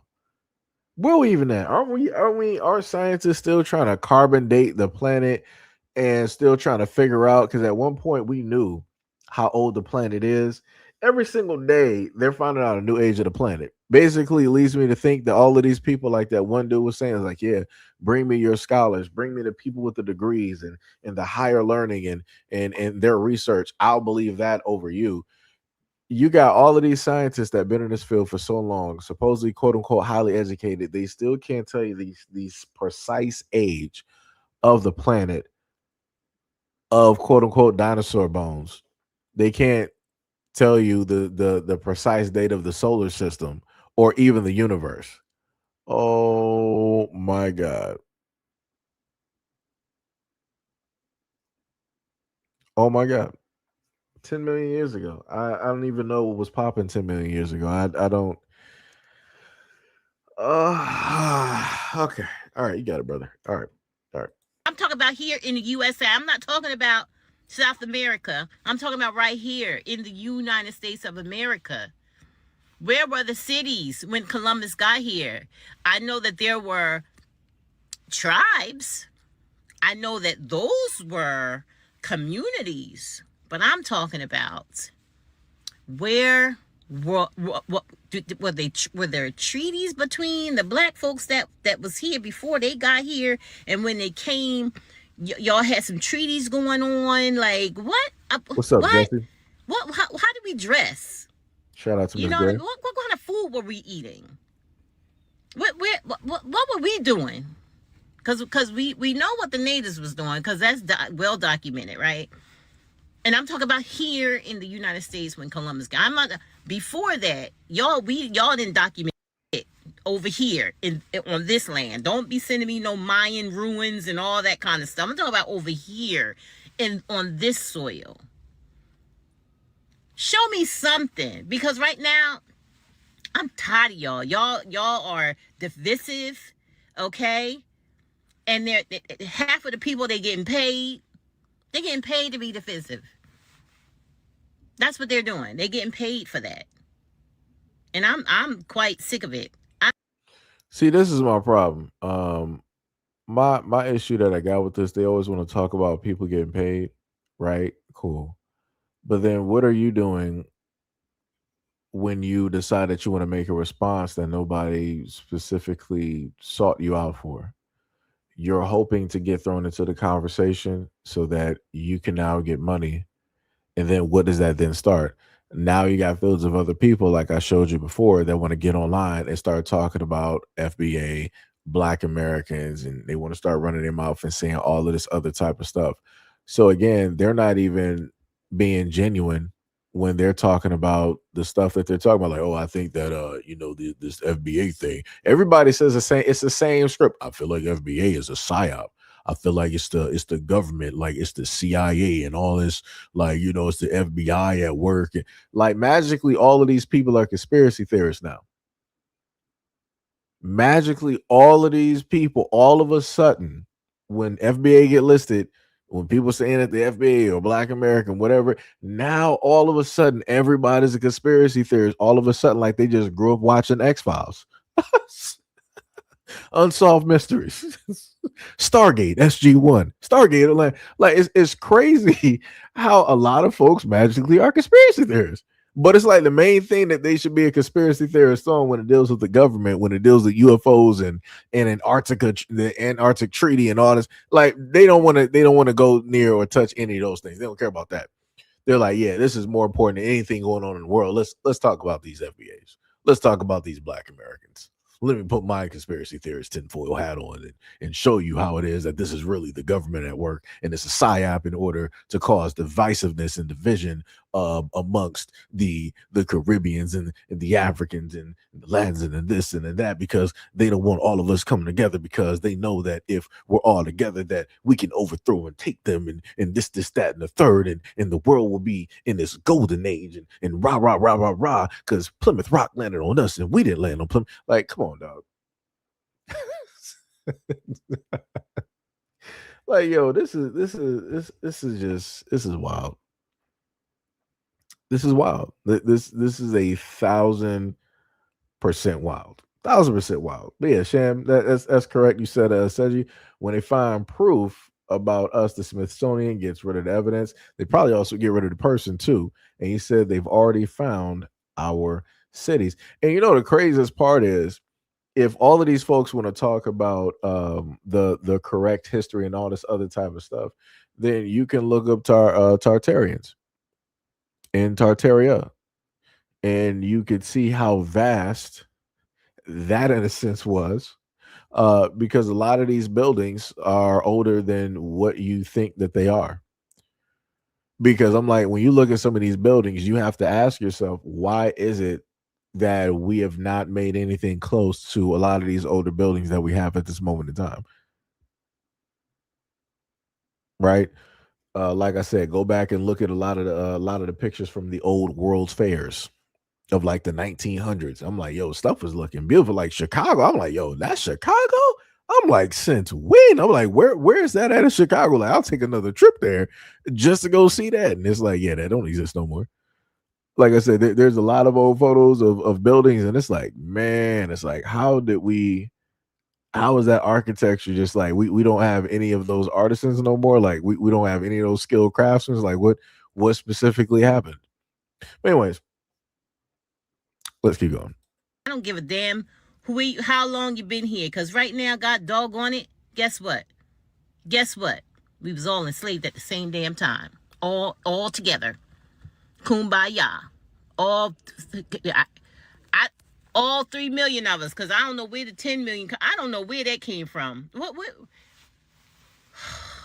my God.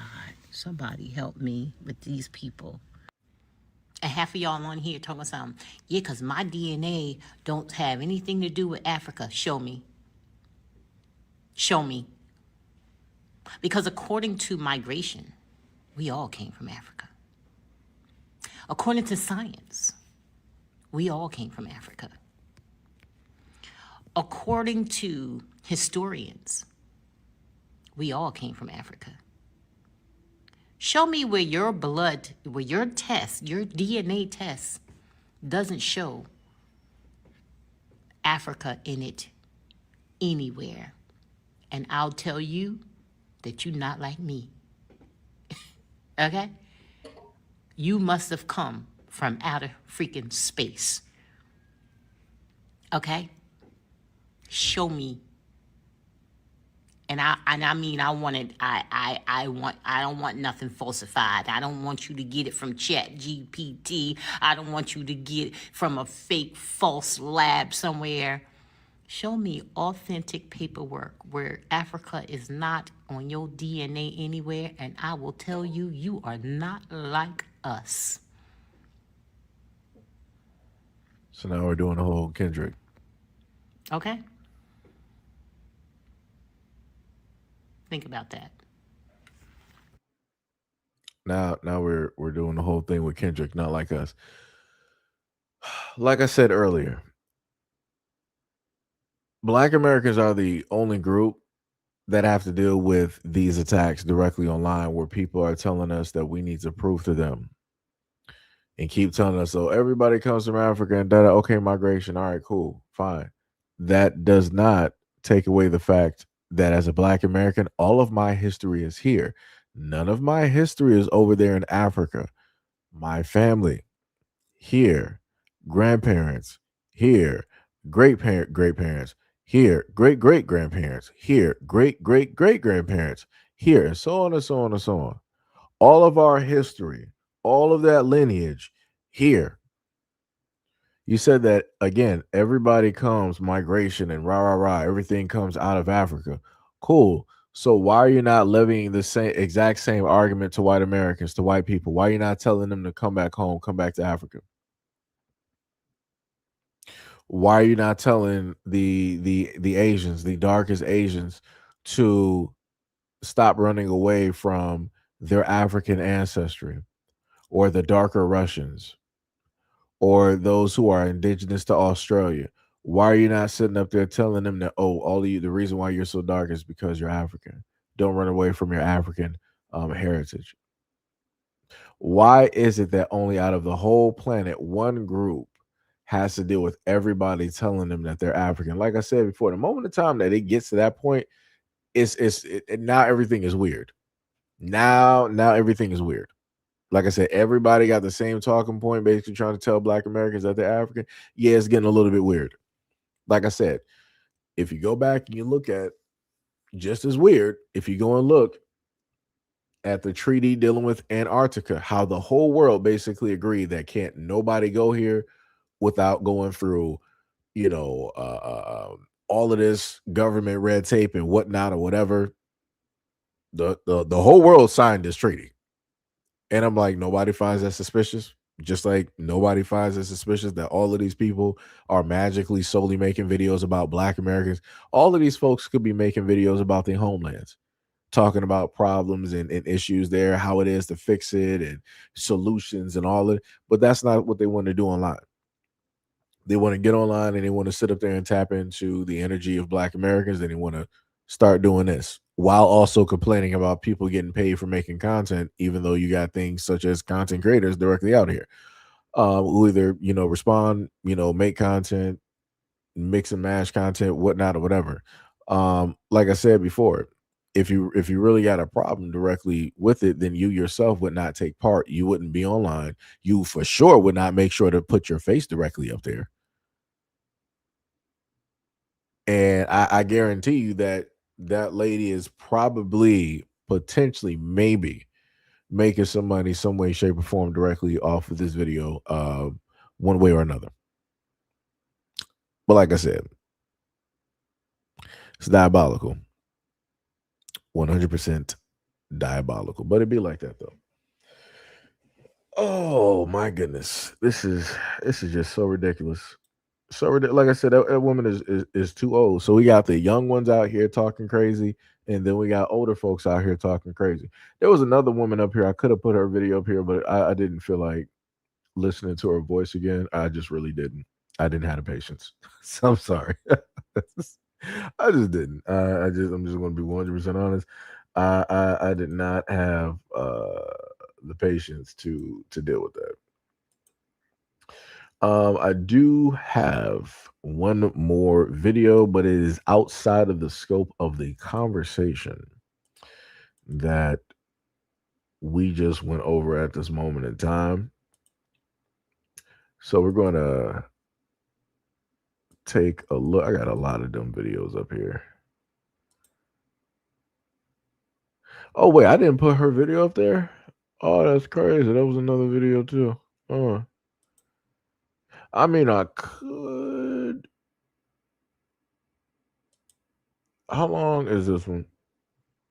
I mean, she said watch it like 2 times the speed. Let me see. I don't think I put that video up here. Yeah, I didn't.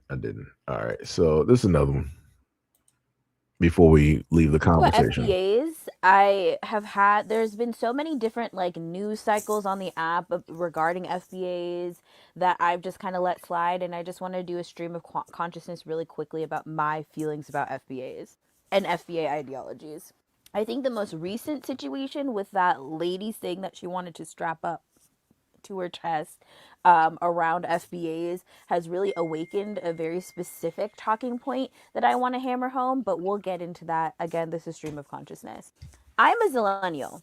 I am either the last millennial or the first Gen Z. I like to think of the 1996 to Shout probably out to J Dag 1998, for the sub. maybe Much love. 1999 generation as a like capsule generation.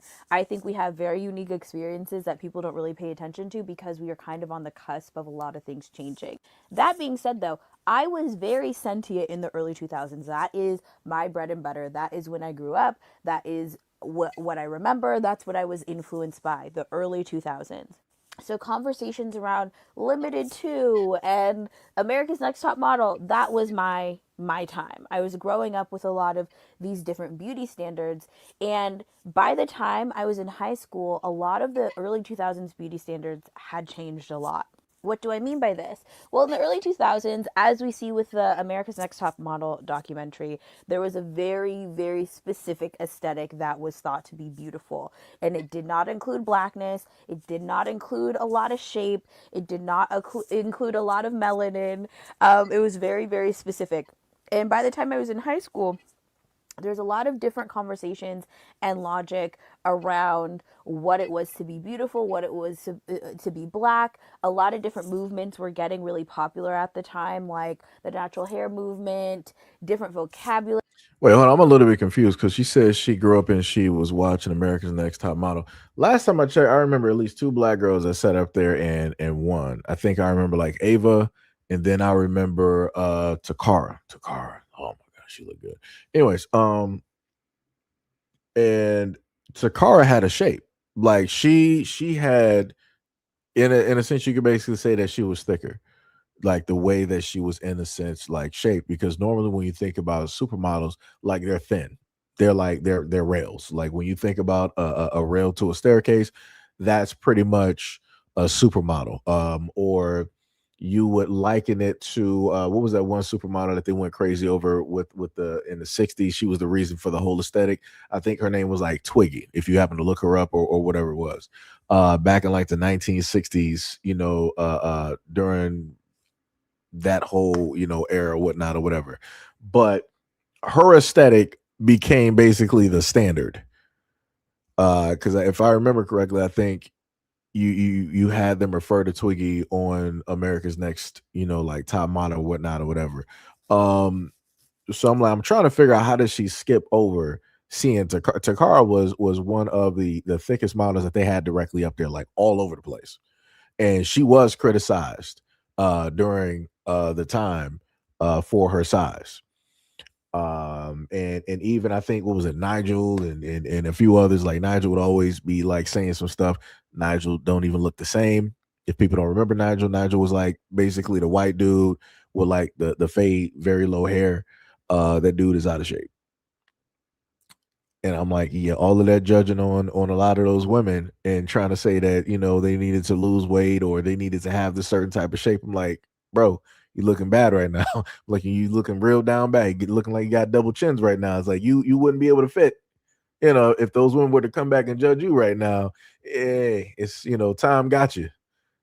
Like I said, that's why I try to tell people you need to be nice. You need to start talking to people real nice, because you never know, how your genetics is going to sit up there and hold up in the future.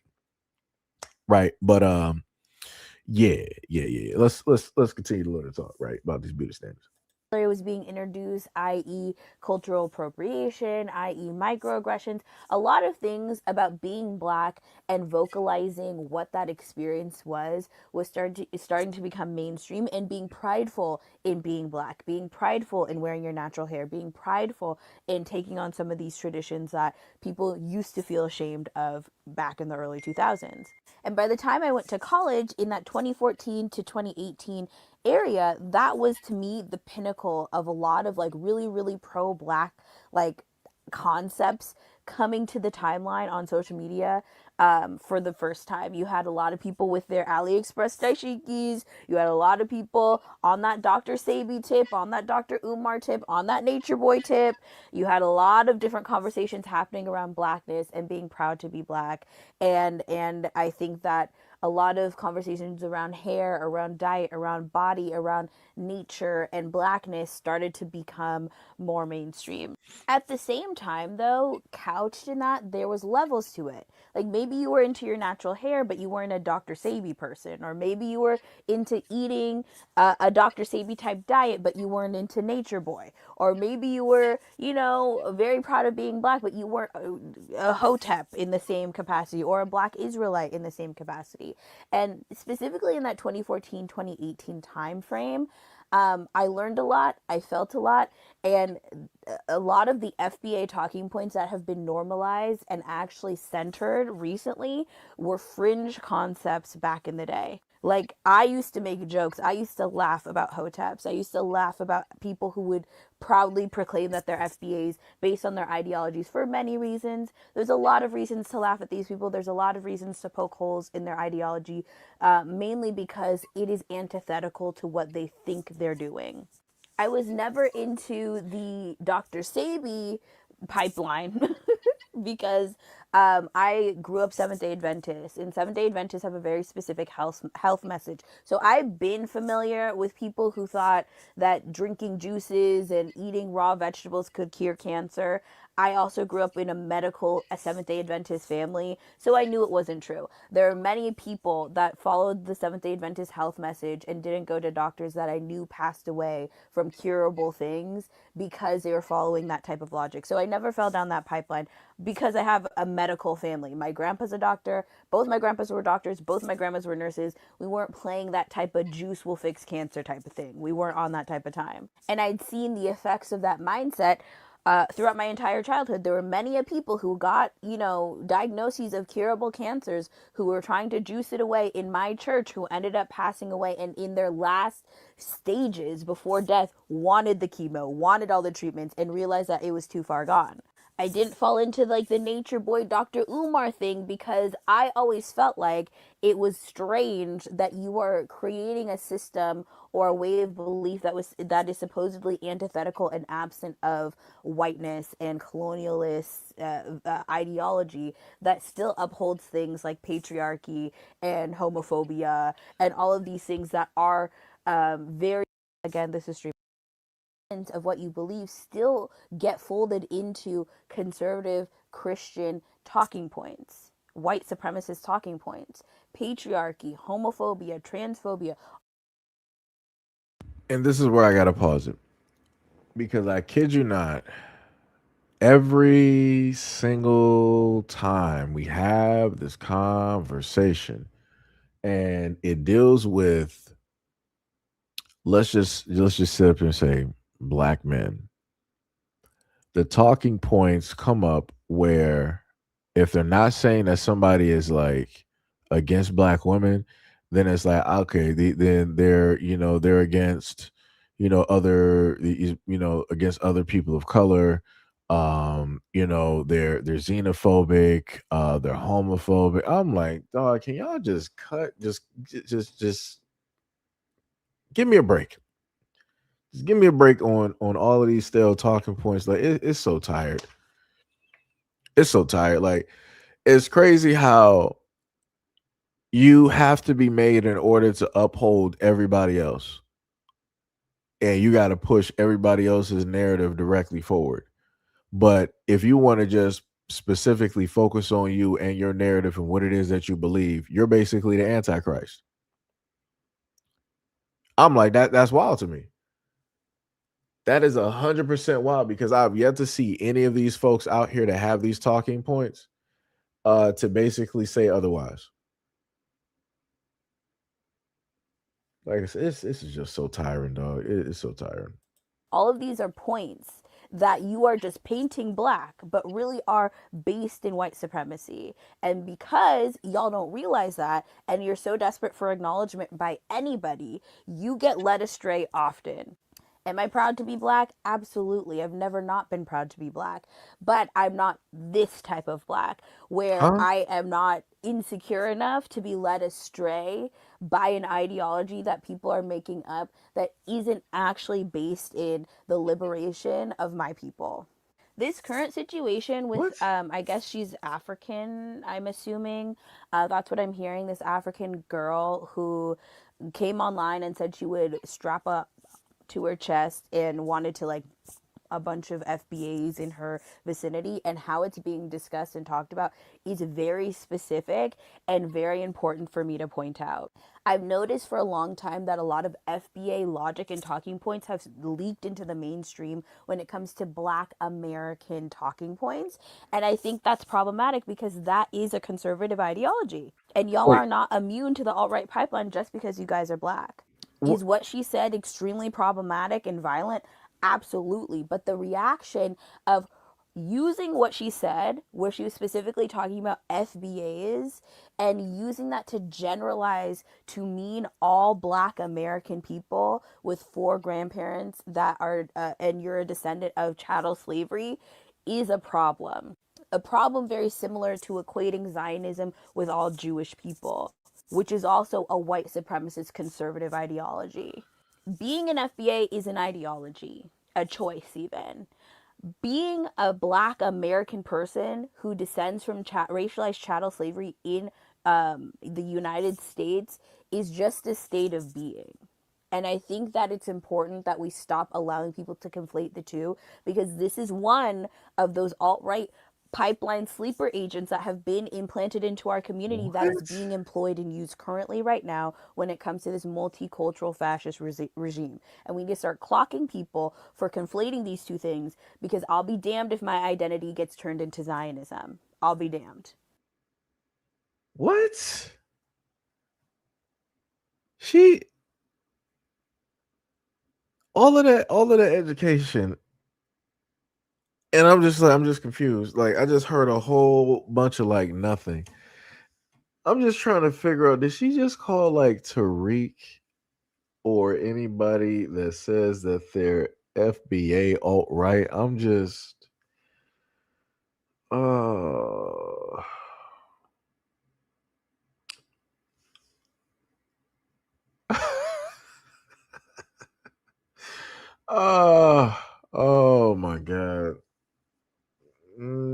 So okay. So alt right, and then homophobic, xenophobic, and I guess you could put anti-woman or something because everything is a patriarchy. Oh boy.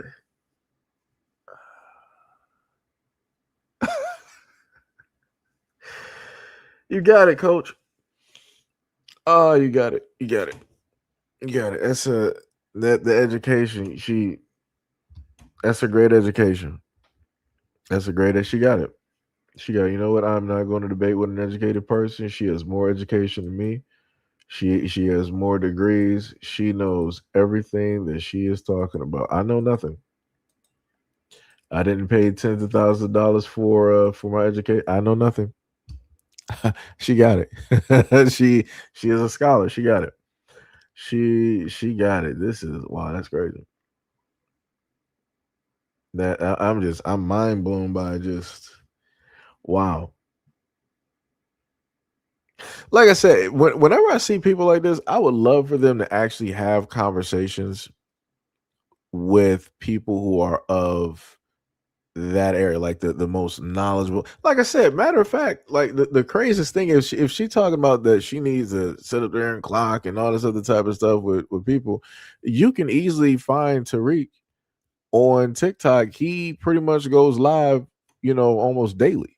So it would not be that hard to go live directly with him, be a part of that stream, and to, have a conversation and to specifically speak to him about, what it is that you feel and all of these.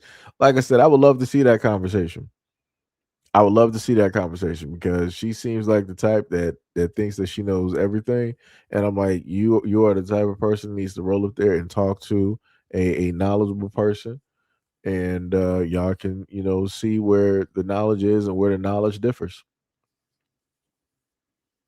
I would love to see it. I would love to see it. But now, now that we listen to this ridiculousness, this is when we get to the and more part of the live stream, and I'm going to just tell you, get prepared for more ridiculousness that you're going to listen directly to.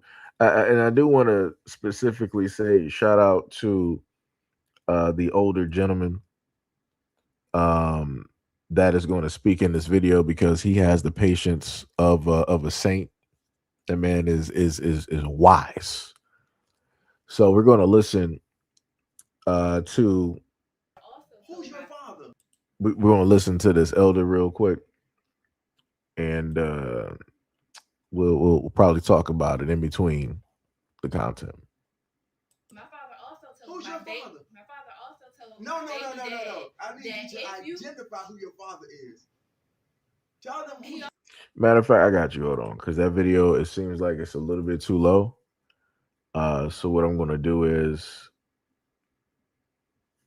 I'm going to try to heighten the volume on that real quick. If I can get this program to pull up for me real okay, there we go. I don't know why it's even testing the environment. I just need to put the volume up real quick. So all I need to do. Okay, there we go. But yeah, before we get there, like I said, let me just flash back to this one here. Going back to this woman here. Like I said, this is why a lot of Black Americans we have very unique problems when it deals with folks that want to speak directly on us and what it is that we believe directly in because it's tiring. It's like just like how they always say that pretty much America's always been at war. Um, Black Americans have always, been on defense. Like we always gotta, defend against something. You don't really have the opportune time to really be offensive like every other group directly out here. And it be like that. Uh wish it was I highly wish that it was different. Let me see, is that loud enough? Okay, there we go. Yeah, probably just do a little bit louder. I'm not even going to put the captions in there because it's going to take a little bit too long. I think if it's just the volume, yeah, because it doesn't have to sort through anything else. It'll just render this pretty quickly, and I'll be able to place this one up directly for you guys. So again, my apologies. I thought it would have been a little bit louder here, but I was incorrect. Also, much love, respect, and appreciation to all of you folks that are clearly here at this moment in time. Much love, much love, much love. Video's almost done in about 2 seconds. All right, so now we're set. Let me close this down. All right, so now let me post the video.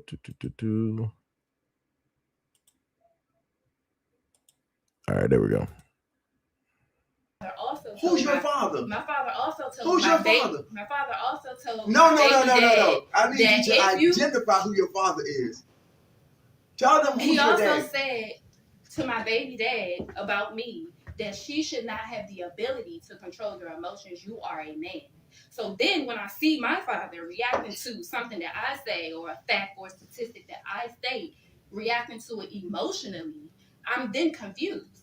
Because you just said that you should not be reacting to no woman, but at the same time, women make you this way. She made me this way. She made me do this.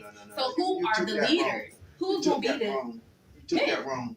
You took that wrong. Please When clarify. I said to you, the way this man is responding, see, a man is reacting. It's kind of like two guys arguing. But we're not guys respond. We're Guys, women. listen now. You got to do it with men, though. Listen now. Jesus Christ. Listen now. Listen at me now, because this is where y'all get it wrong at. This is what I was telling your wife. You can't compare women to men, though. I'm not. Let me just pause it right here. Let me tell you something. And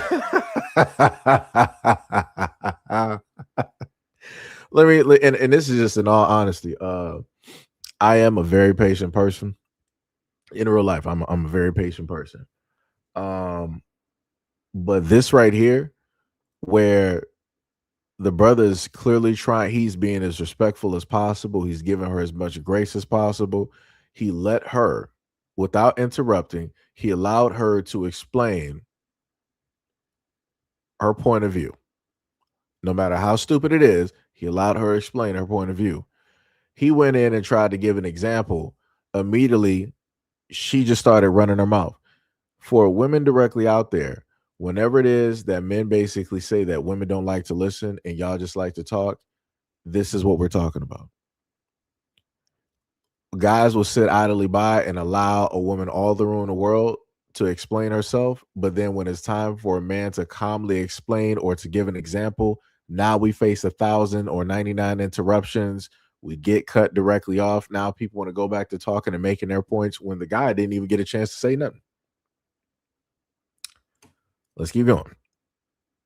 I'm not comparing. I'm not a man. You said two men. I'm I'm saying, a woman. I got to use this. Let me hush for a minute now. You never said that you were a man. Let me talk. When you have two men and we are in a disagreement, a heated disagreement, I guarantee you, as men, now boys ain't going to do this, but two men are going to shut it down. They're going to know just be quiet and go their own separate ways. You know why? Because they know that if this button keeps getting pushed, it's going to go to a place that neither one of us wanted to go to. So we're going to stop. The problem is women try to carry men in that same way without understanding when to back down. Not understanding that, okay, I done crossed the limit. This is going too far. You don't understand it, so you keep pushing and pushing. And you do that because, he is a man. So he should be able to tolerate this. He should be able to take all of this, and I'm putting on him. Even God says, Israel, because of the stiff-neckednness and because of the hardness of your heart, I'm unleashing my wrath on you. So what you're getting is a godly type of wrath from the man. Men on earth are not God. But what I do want to say is that you said Go read you said a man and a man. Go read 1 Corinthians 7:11 before you say that. I was just talking to my mom this morning, and I gave her a scenario. I used to get into it real bad with my baby dad, and he used to walk away from me. I am a woman. I want to stand there and argue. He used to leave, go get in his car, and drive away, all the way away. He would not go back and forth with me unless he couldn't leave, unless I took his keys or something. So I think that's a good quality in leadership for men to have. When you No, no, no, no, no, no. If the let me let you know something for any woman out there. Now, these are two things that can happen. If a guy has to walk away to get away from you, he's in a type of like fight or flight, and he can feel it. And he's like, yo, I need to get out of this situation. She's running her mouth too much. She ain't listening, and it's going to aggravate me to the point I might do something. Let me just get out of the way. Let me just cool directly down, all this other type of stuff. The other extent is if every single engagement that you have with this dude where you're just caw, caw, caw, caw, caw, just running your mouth and he's just walking away, he don't have no he's basically telling like, yo, I ain't about to sit up there and tell you nothing. I'm not going to talk to you. There is no worth in it for me to talk to you, to try to educate you, to try to tell you anything as a man. I'm going to let you be dumb and stupid on your own and figure it out. This is why she said, and I want to clarify this. She said out of her own mouth, she would always consistently get into arguments with her baby daddy. No, she didn't say her longtime boyfriend, where it's a consistent relationship. She didn't say that somebody that she's engaged to. She didn't say a husband. She said a baby daddy. This is why. This is why all she got is a baby father. Because mentally, that's all you're capable of. Emotionally, that's all you're capable of. You cannot bring forth anything else of actual value. You can only call forth from the universe what you can only offer. And that is the current state of being that you currently are as a woman. Let's keep going. go in the back, women are not the leaders in this reality right here. The men are. So if a woman is getting in your face, you need to walk away. You don't need to be twisting up yourself and rolling your head and stuff back and forth with her because that puts you in a feminine energy. You're now out of your masculine. You're not. You are. Not. What that man see is one thing when a man is trying to teach you something. That's what our friends do in Because the LGBTQ community. When men are trying to teach a woman something, And they are too. when a man is So you heard that, right? You might not have heard it because the brother was trying to speak to her. And I think he heard it too. He was like, yeah, she's just being stupid. Let me just sit up there and keep talking. She basically said that if a dude is deciding to argue with a woman that he's in a relationship with, he is outside of his masculine. Basically, let a woman say and do whatever it is that she want to sit up there and do, and you just take it. You never try to correct her. A real man, quote unquote, never corrects a woman. That's the stupidest logic ever. Now, I will tell you this. I'm in the full realm of allowing somebody to be stupid and to figure out that they're stupid. And then I'm going to look at them. And once they realize that they're stupid, I'm going to compound on top of that fracture and let you know how stupid you are. I'm that type of ass. I'm just going to be honest. If I'm really in that type of mode and I try to tell you things 99 times, I'm going to be a straight asshole. I'm just going to be honest. I'm not going to sit up there and run from it. Like I said, I don't even care if it causes further arguments. It's just going to be you at the end of the day. Like I said, I'm not going to sit up there and care. I'm still going to be smooth at the end of the day. Like I said, I'm not the causation. I'm not the reason. I ain't the problem. It's you for being hard headed and not specifically sitting up here listening, right? So she sat up there and said, she was like, really, and the proof that these men are outside of their masculinity is that my friends in the LGBTQ community, this is what they said, and this is what they told me. This is why we have a problem directly within straight relationships. Because you got a lot of these women that quote unquote are straight. They're listening to everybody else who is not straight tell them about a straight relationship and tell them about a straight man. It don't make no type of sense. How do you get advice from people that's not even where you at this moment in time? Like, that's crazy. That's like me trying to get relationship advice from a zebra. Like, what we doing? I'm about to go into the Serengeti and I'm about to call forth like a zebra or something like that, or a vulture, and I'm about to conversate with them real quick and try to figure out women. Huh? What? What are we doing here? What how that yo, man. Oh my god. Oh my god. I'm mad and she not even talking to me. I'm outdone and she's not even talking to me. And it's like I'm through the roof right now. Like, this is crazy. But let's let the brother continue. trying to teach you something, as we are innate teachers, he will go and back to teach at extreme lengths to teach. It's something Because wrong with men that. are not arguing with women just to be arguing with you. Women argue just to be arguing. But that man, if he's talking to you, you're considering the argument, he's trying to teach you something. It's an And uncle just like TikTok even that like said right that now, where I'm trying to teach you something and you keep overstepping and you're talking we was and having a talking. conversation. I wasn't learning anything. We just But started the just point I'm Dog, you was making is, as teaching each men, other. we are innate teachers. Now, if that man don't have nothing to teach you, of course he's gonna walk away. You can't. Because I can't teach you nothing. You can't. I wish if there was more to this video, I would love to sit up there and just see the full-fledged conversation. This is a bird talking. Like I said, yo, she couldn't even from the get-go when the dude was sitting up there saying like, "Who is your father?" He asked her 3 times. He was like, "Who is your father?" Because he was smiling because he know who her father is, and he's like, "You sitting up there listening to him?" She couldn't even answer that very first question. As soon as I saw that, I'm like, "Oh, I already know what this is. I already know what's going to sit up there and happen." And then she wanted to bring up that same dude that she didn't want to answer in the beginning from the gentleman here. She wanted to use him as an example about what it is that he taught. Man, brother, nah. Obviously, your father ain't the right dude to be using any example or even listening to. That's more than likely what the older gentleman here was getting directly to, but she didn't want to specifically get to that.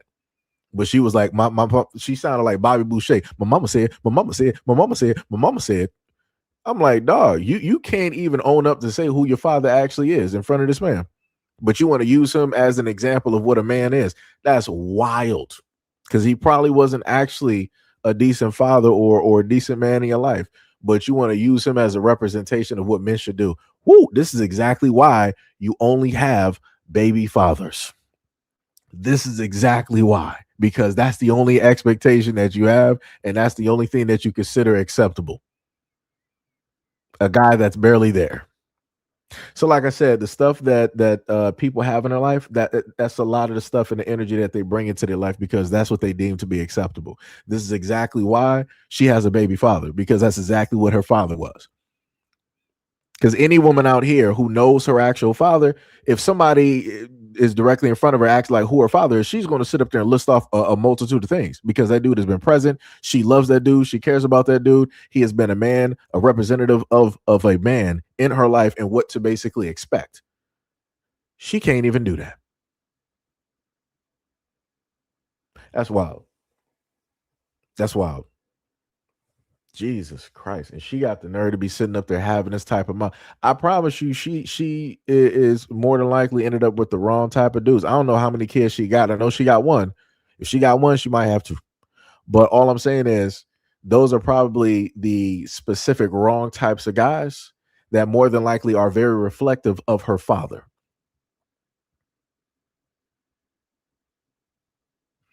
Like I said, I weep for that child because the mother is stupid. That's the best way I can. That's the best way I can sit up there and put it. I don't even care if this girl that's talking even got like a college education. She is dumb as a box of rocks. Like I said, you might be able to sit up there and do something with those books, but when it deals with life, you can't do nothing. And if you can't do nothing with your life, you specifically can't do nothing for the life of a child. Like what? Like this is why a lot of folks. This is why a lot of folks, when people sit up there and state that every woman is not a mother, this is exactly what that is.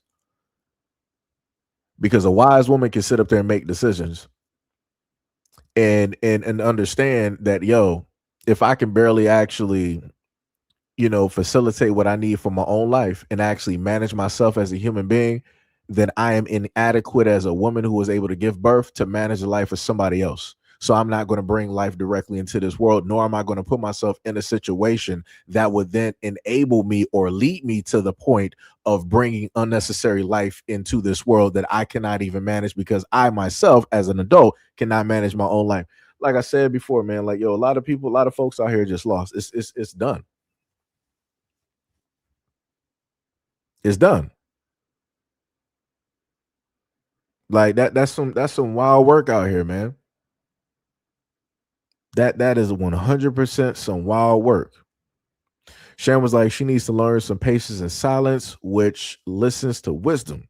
Trust is not a way to lead to wisdom, But discernment is she lacks everything. Bars. 100% bars.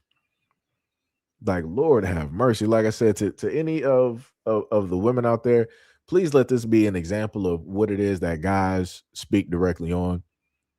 If a guy is trying to really tell you some stuff, like I said, the brother right here, he means 1,000% well. He has patience. No matter how disrespectful she's being in the conversation by over talking, butting directly in and doing all of this other type of stuff, he's still trying to give her grace of which she does not deserve. And that's the other problem that we have directly right now, where this type of disrespect is always allowed because men are told that you always give women grace. No matter how disrespectful a woman is, no matter what a woman says, no matter what she does, you always give her grace. She even listed directly in the conversation as an example. She was like, "Yo, the other guy, he'll get in the car and drive away. The only way that he won't drive away from me is if, per example, I take away his keys." Why would that even be an example? Why would that be an example? Because more than likely you've possibly done that because you knew that the guy was going to leave and you didn't want him to leave because you wanted him to sit there and listen to how stupid you are, and you wanted him to validate your stupidity. So you decided to take the only avenue that he has in order to get out that situation. Therefore, escalating it to a point of dangerous territory because you know that this guy is like he's trying to get away because he may be in fight or flight. He don't want to do something unnecessary because emotions are high. You then enable potentials to take place and happen. So again, to a lot of women, please don't be stupid. If a guy, and I've watched and seen this before, if a man tells you that during an argument, I'm going to leave, I'm going to take a walk, I'm going to drive, don't call me, I'll be back when I be back, let that dude go. Don't bother that dude. Don't try to pester and call that dude.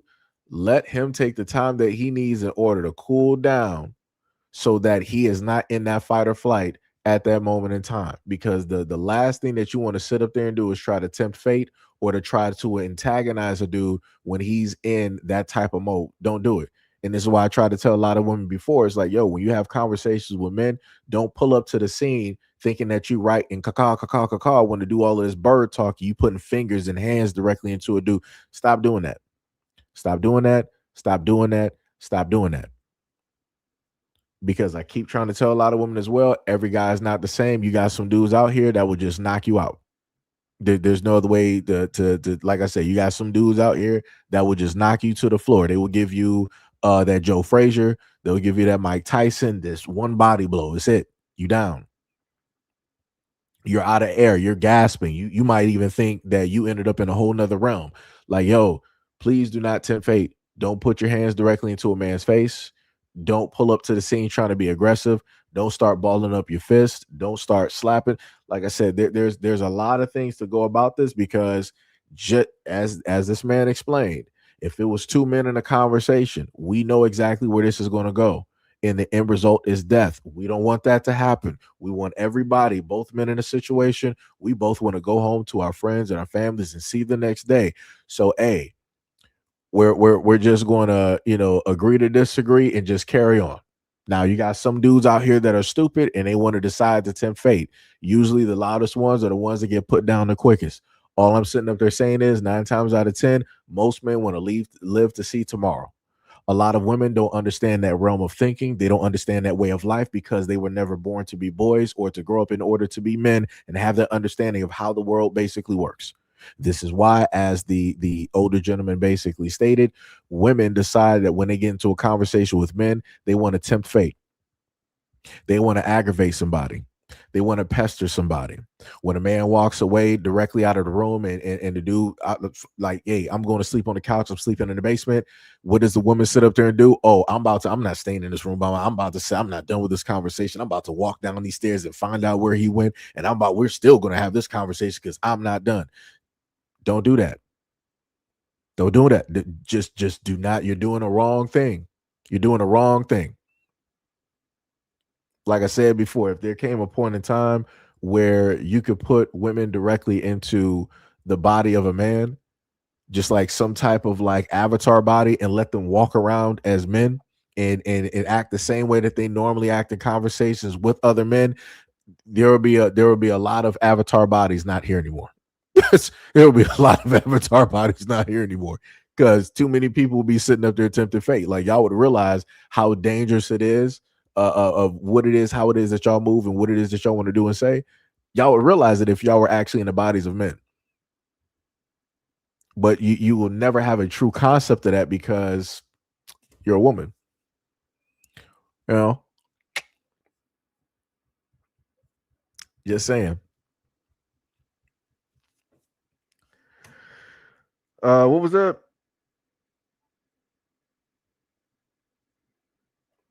Dog, let me just be honest. I don't care about this Captain Saver. I don't care about none of this stuff that you sitting up here talking. You be like, don't classify. Look here, if you're a woman and you got a complaint or a problem of what it is that I'm saying, generalize and take it up with God, or take it up with the doctor that you might have sent your last kid to that you didn't want. I don't have the time or the energy to deal with other people's emotions and what it is that they can't deal with and can do. I don't have time for it. Like I said, black people get generalized all day, every day, directly on the news. Okay, move on. I generalize here. Okay, move on. If I'm not talking about you, it is what it is. But if you feel like I'm talking about you, then we can sit up there and have that conversation if you feel it's that deep. But again, before you do this, remember, I don't know you. I didn't understand that you existed up until you decided to let yourself be known. Just saying. That that's all I'm saying. So tread lightly. Because I can sit up, I can do a live stream for a good 8 hours just talking about the subject and grabbing videos and making points and examples. I can sit up there and do that. Like I say, I got nothing but time.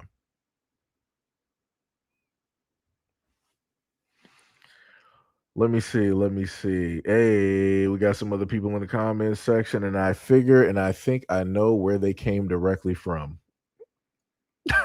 I think I know where they came directly from. So another person said, "Sir, the men do that too. Please stop blaming women for everything. You guys will blame women for everything a man do. If women do what men do to them, there would have been a lot of dead men easy." You didn't hear anything that I How stupid do y'all have to really be? I specifically gave information on how women could navigate these waters so that certain situations don't arrive or arise. And y'all come up here trying to all lives matter the situation, talking about men do it too. Okay, what about the abortion rate? Do men do that too? How about the millions of kids that are not here at this moment in time when it deals with these clinics? Are men out there doing that too? How would we all lives matter that situation?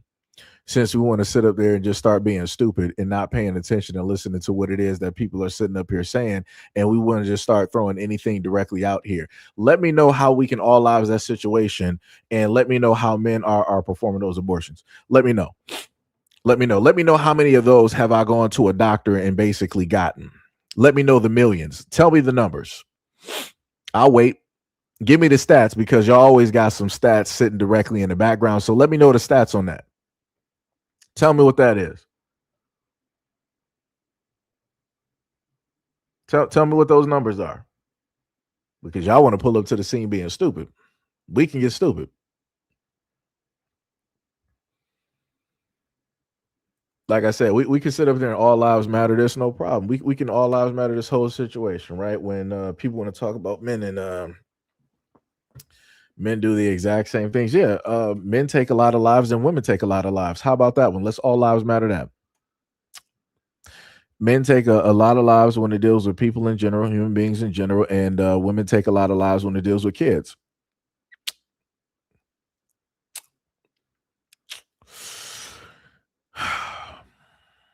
It's a lot of graveyards. It's a lot of young graveyards out here of those who never got a chance to live. I wonder who's the cause of that. And all of this because I was specifically trying to state to women that, hey, if you get into this whole conversation and argument with men, this is how to safely navigate those waters and not be stupid. That's clearly what I stated. To basically try to help, because I've watched and seen too many arguments in public, but for whatever reason, you got folks out here that want to just see, oh, women are just the victims. We go through all of this. When men are just so harsh. They just, do everything to us. They're the most violent, and they're the most treacherous, the femicide, and this, that, and the third. But this is my problem, right?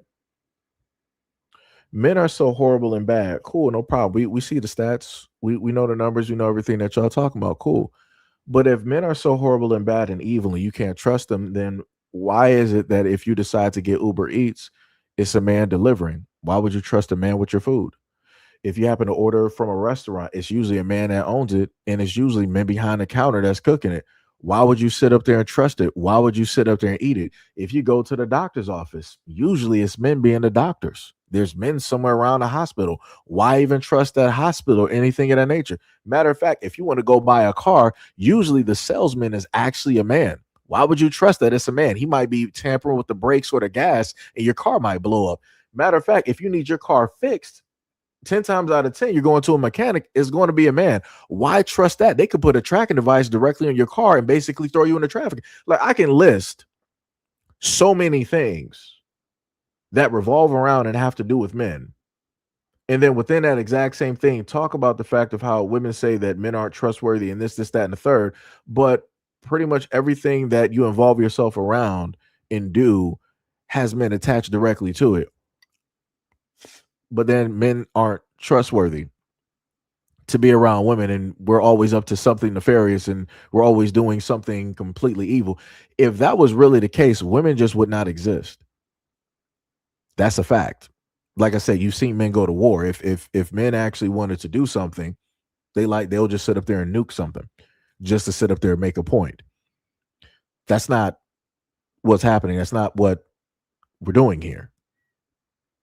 You're talking about the whatever group of men directly out there doing that, while then you also have other groups of men out here fighting against all the other type of stuff that's going on, and also trying to benefit women by educating them on how to navigate the waters on emotionally speaking, when they're emotional, speaking directly to men and how to navigate those waters as to not antagonize or try to push it to the potentiality of things happening that don't need to sit up there and happen. Like I said before, if I sit up there and tell women, don't put your hands directly into a guy's face, don't start pulling up to the scene, balling up your fist, slapping them. Like I said, I've been through high school. I done seen umpteen girls pull up on a dude in front of like 100 people, and they slapping them in the face, want to get loud and rah, rah, rah, and argue with him. They want to sit up there and push him and knock stuff out of his hand. And he's supposed to just sit there and take that embarrassment in front of all of his peers that he has to see for the next 4 years.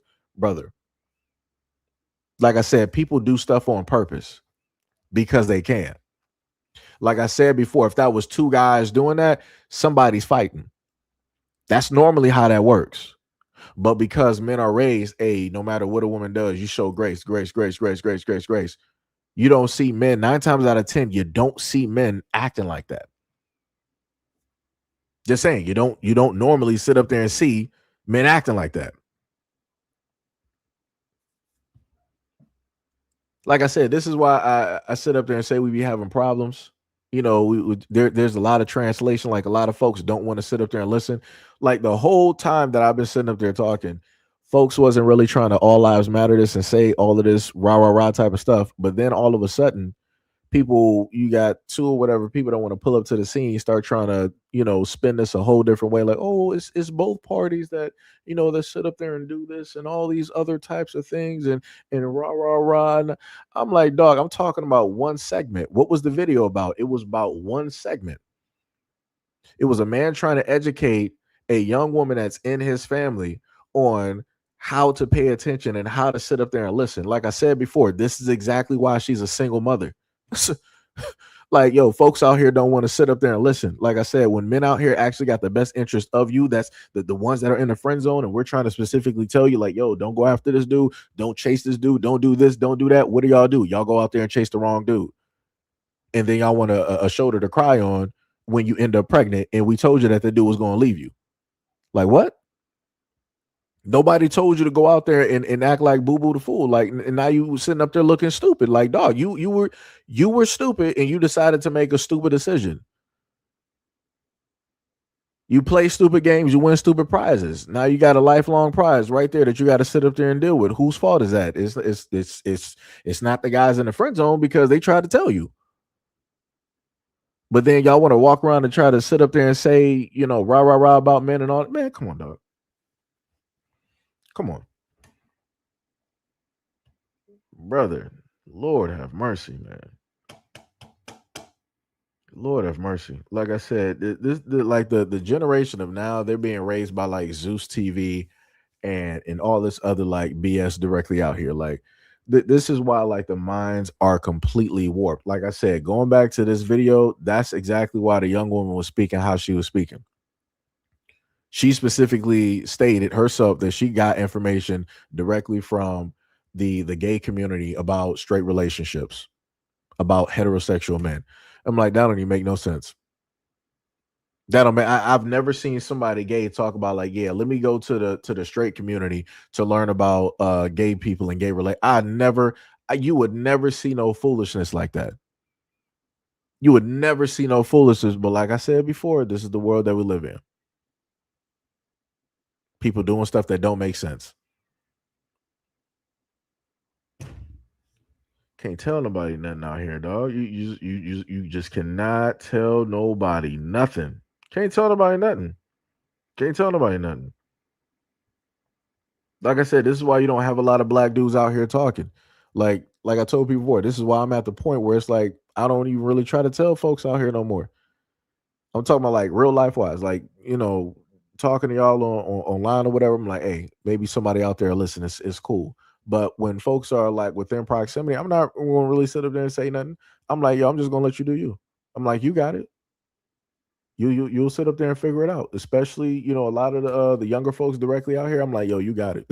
I'm not about to argue. I'm not about to go like if you in your early 20s or whatnot. And I'm talking about like I actually like know you like personally, like I've actually like seen you or whatnot. I ain't telling you nothing, bro. You got it.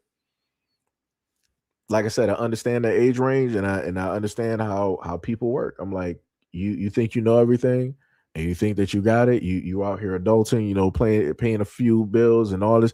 I'm like, hey, I'm gonna let you just cruise. You got it. You'll figure it out though. Because like I said, I ain't about to go back and forth and try to argue with nobody over their life. You got it. I'm gonna let you do. I'm gonna let you figure out life the best way you know how, which is bumps and bruises, which is bumping your head against the wall 99 times. And you think that if you bump it an extra 5, that the wall is going to crack and break and you're going to move through to the next room. You got it. You got it. You got it. It's a hard knock life for us. It's a hard knock life for us. Dun, dun, dun, dun, dun, dun, dun, dun, dun, dun, dun, dun, dun, dun. It's a hard knock life. That's what it's going to be for a lot of folks. That is what it is going to be for a lot of folks. So now, this is when we're going to move directly to. We're going to move the bar. We're going to move it a whole different direction. Going to move it a whole different direction, right? Of how I know. So we're going to move it to this direction where a woman here stated that masculinity has pretty much disappeared off of the map. Is this part 1 or part 2? I don't know. I'll probably play both of the parts though, but she's going to basically explain what the general consensus, and again, she's going to say herself that she's generally speaking for all the women out there.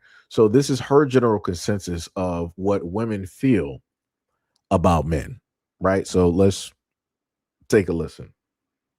Maybe I'll learn something as a guy. So, you know. And this is part 2 of how I know that testosterone has officially left the building when it comes to men. Let's talk about jawlines. Okay. Most men nowadays don't have jawlines. Their faces are full like a woman's. And when I say jawlines, I mean a defined, chiseled jawline. The jawline used to be so defined that they had a chin. And when men used to clench their teeth, you could actually see it. Now, their face just is round and full and soft looking as a woman's. Very strange. Number 2, man hips. Have you noticed how men are spreading from the back? Like a lot of these men have man. Let me just say pause.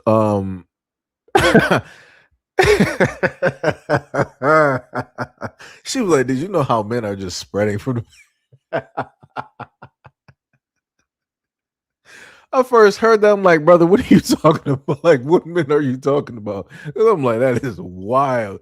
Like, the wording on that is crazy. I swear, like, certain times when people say stuff, they know what they're saying and it'll get a reaction. And she said that with like a straight, she is dead serious. She is dead serious. Like, it ain't no way. It ain't no way, brother. It ain't no way. All right, my bad. Let me continue. Hips like a woman. Like it's very odd. Another thing, men's backs and arms. A man used to have such a defined back that his back had a dip from the top of the spine to the bottom of his spine, and it separated his shoulder blades. You don't see that dip anymore. Very, very rare. Let's talk about their arms. No arm definition, no tricep, no bicep, and these things were natural to men. Now you don't see any of this. I'm going to do a part 3 because when I tell you that the testosterone has officially left the building for men or dropped in such a dramatic way that it is concerning, like ladies, tell me what you've noticed. And this is Okay, so she said a chiseled jaw. And you know the crazy part is, let me see if I can pull up, because I want to go over some of these comments, right? Because I had these sitting here for a little bit of a minute. Let me see if I can.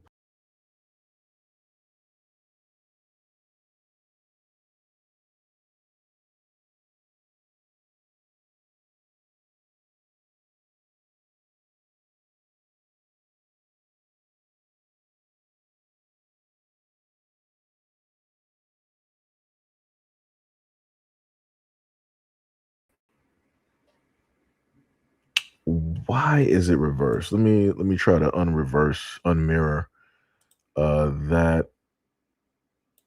Okay, there we go. So now we will, let me see. Let me try to fix that.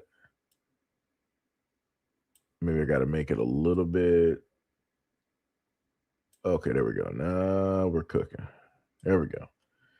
So let me see if I can bring that down.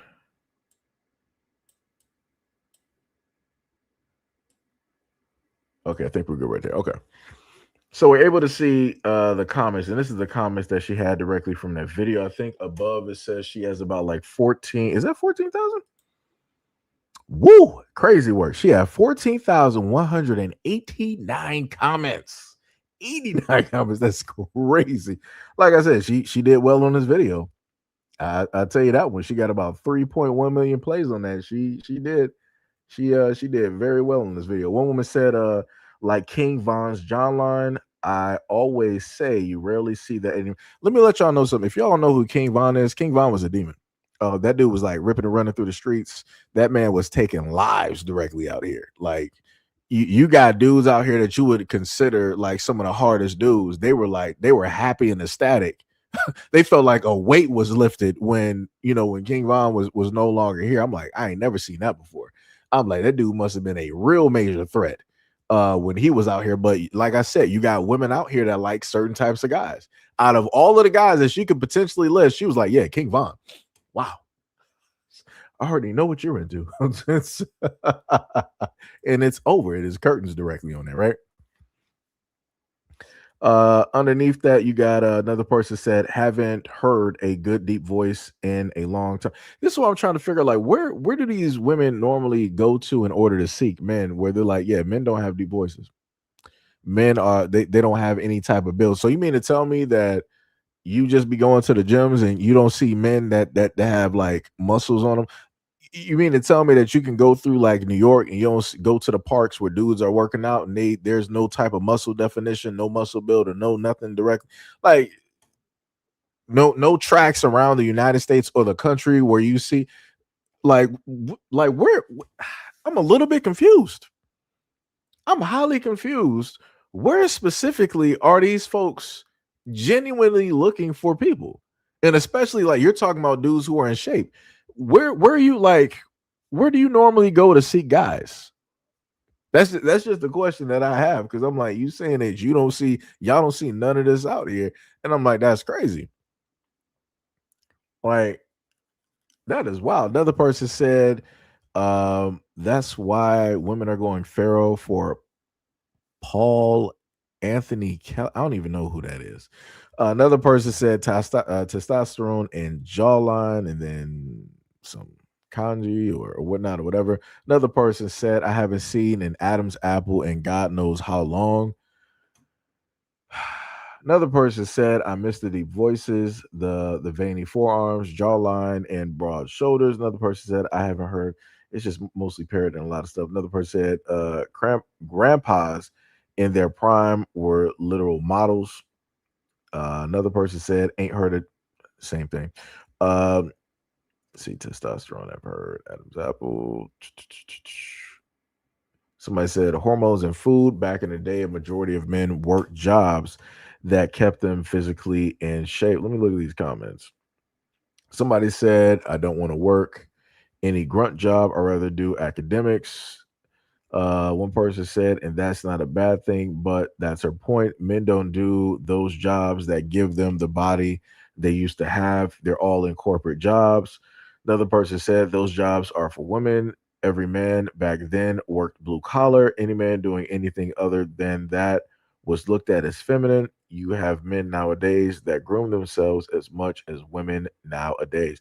But I could have sworn that's what women were all complaining about online. Like I said before, this is what I be trying to sit up there and say when it deals with women on these social media streets. On one end, women are like, yo, we want the men of like back in the day where it was like, yo, muscular, chest hair, facial hair, deep this and all this other type of stuff. But then at the same time, y'all complaining that those dudes didn't know how to take care of themselves. Y'all complain that they didn't have like any type of like face regiment to like, moisturize and all this other, like, come on, dog. Like, and then now you want them to go back to working those physical jobs because you had something to look at.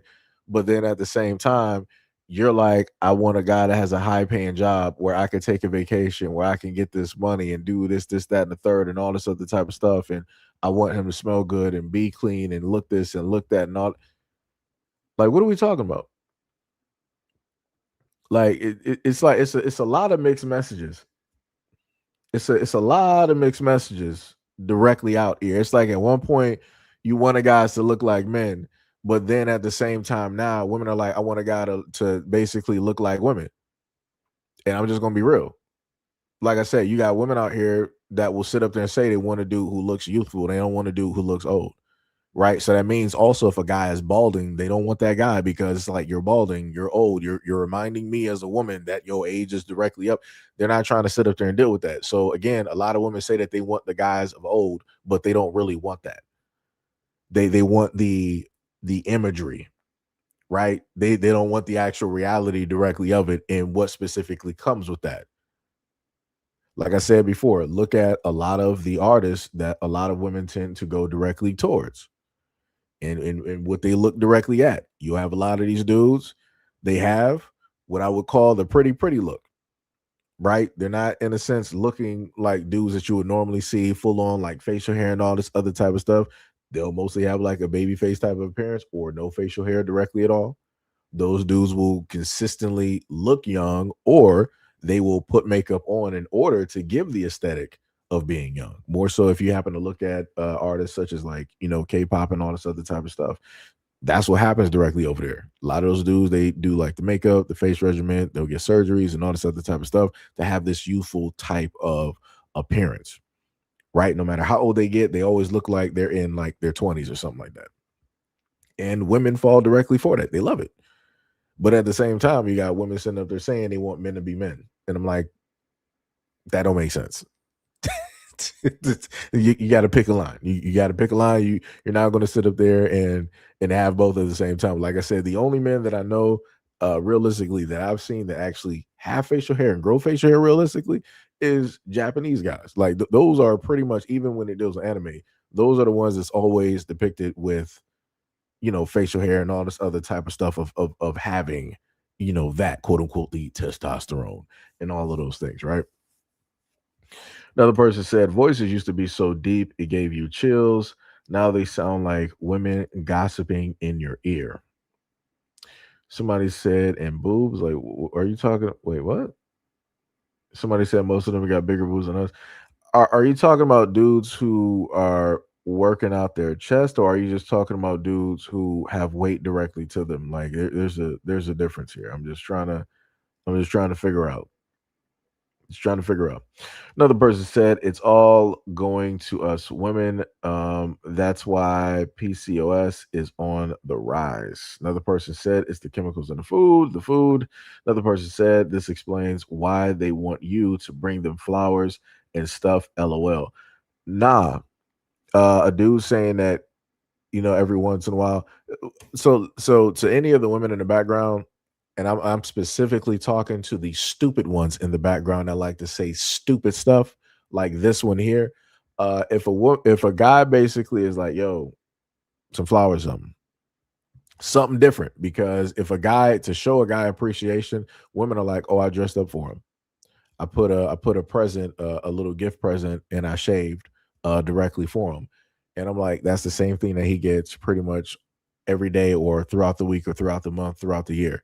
And magically that's supposed to be wrapped up and it's brand new, as if he ain't never smelt or been there at all in life. I'm like, come on now, let's put some effort, as women will sit up there and tell men, let's put some effort directly in that. So if the dude is like, hey, some flowers, what he's basically telling you is like, I actually want to be appreciated before I die. Because like I said before, women don't understand that. Women, no matter throughout the times of their life, they've always received flowers, one area or another. The only time that a man receives flowers is when he's dead. That's facts.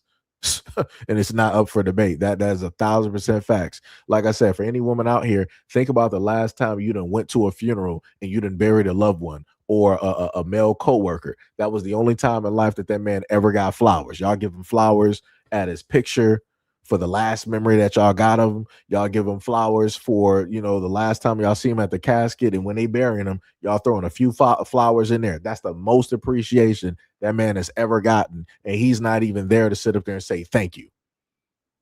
So like I said before, it's crazy how you got women out here that want to sit up there and say that they want guys to be more emotionally open and let them know how it is that they feel. But the moment in time that guys do, this is what women do. They pull up online and they want to start clowning guys.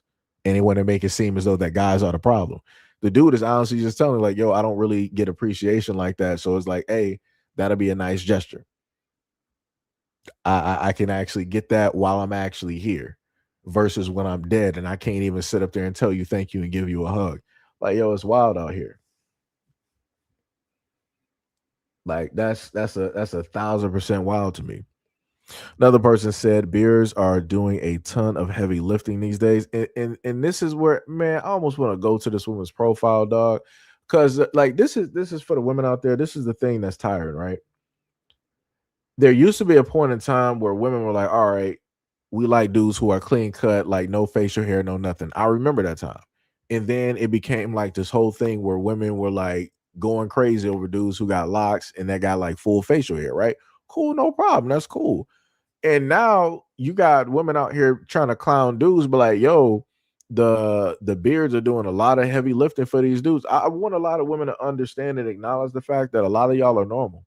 Like I promise you, if I go to this woman's profile, she is going to be as normal as can be. If I would be considered a 4 or a 5, she's right there with me. Like that's how crazy this is.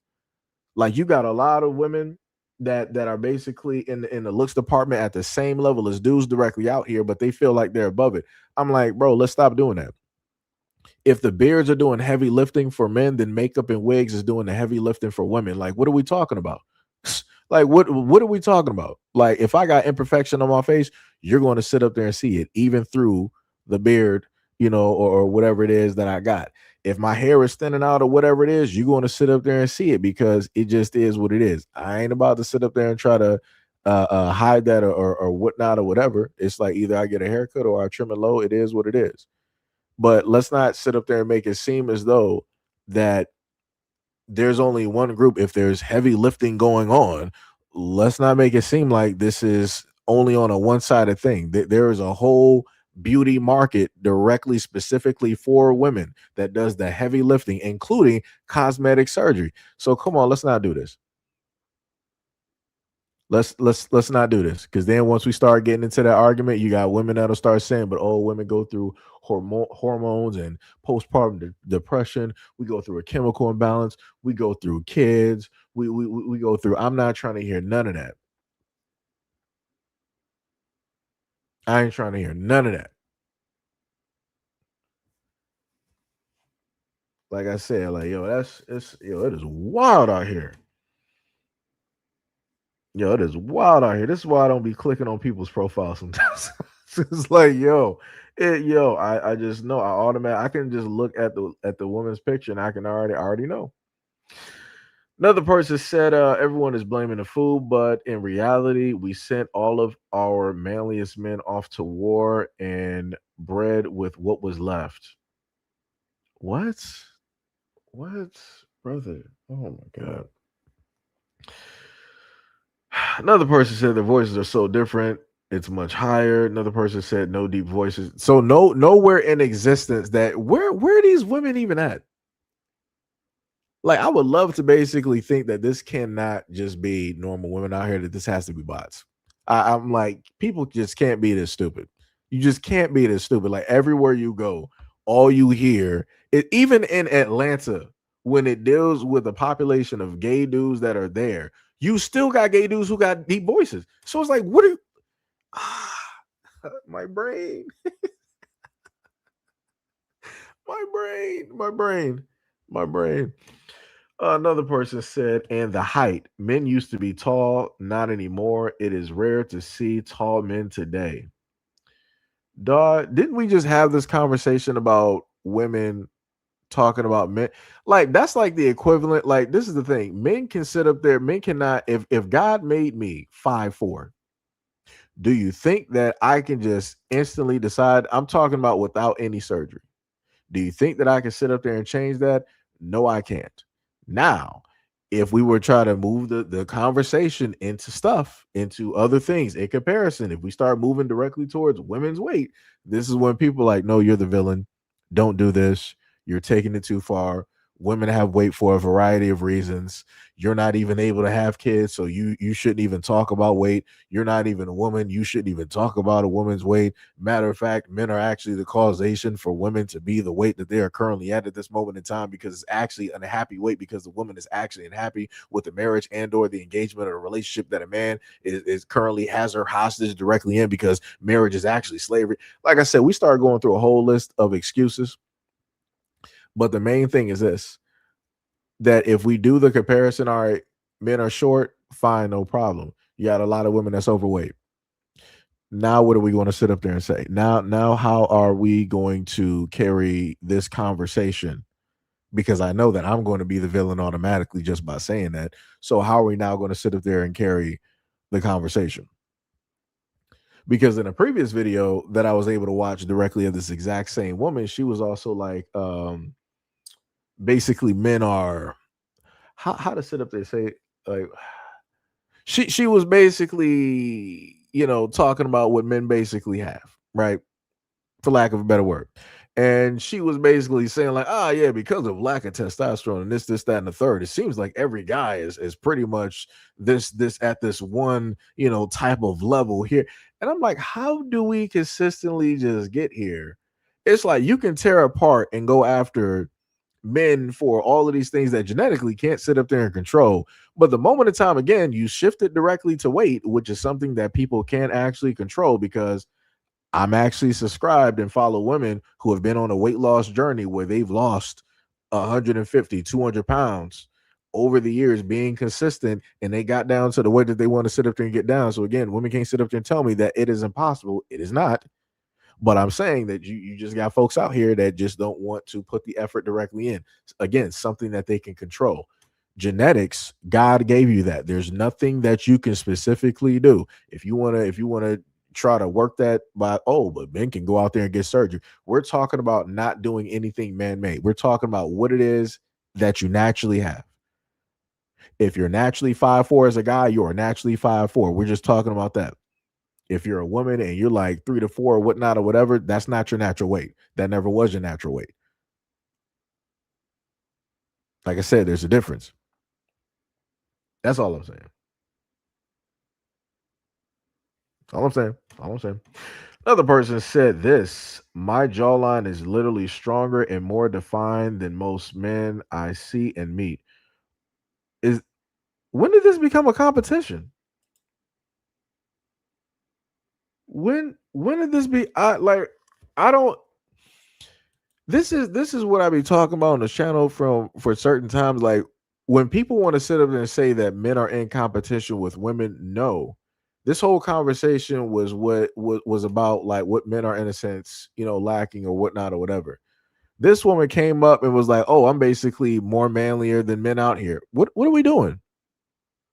The woman is the woman in the videos talk about the lack of testosterone. So are you trying to say that you have more testosterone than the greater population of men out here because you got a chiseled jaw? Like, dude, we get it.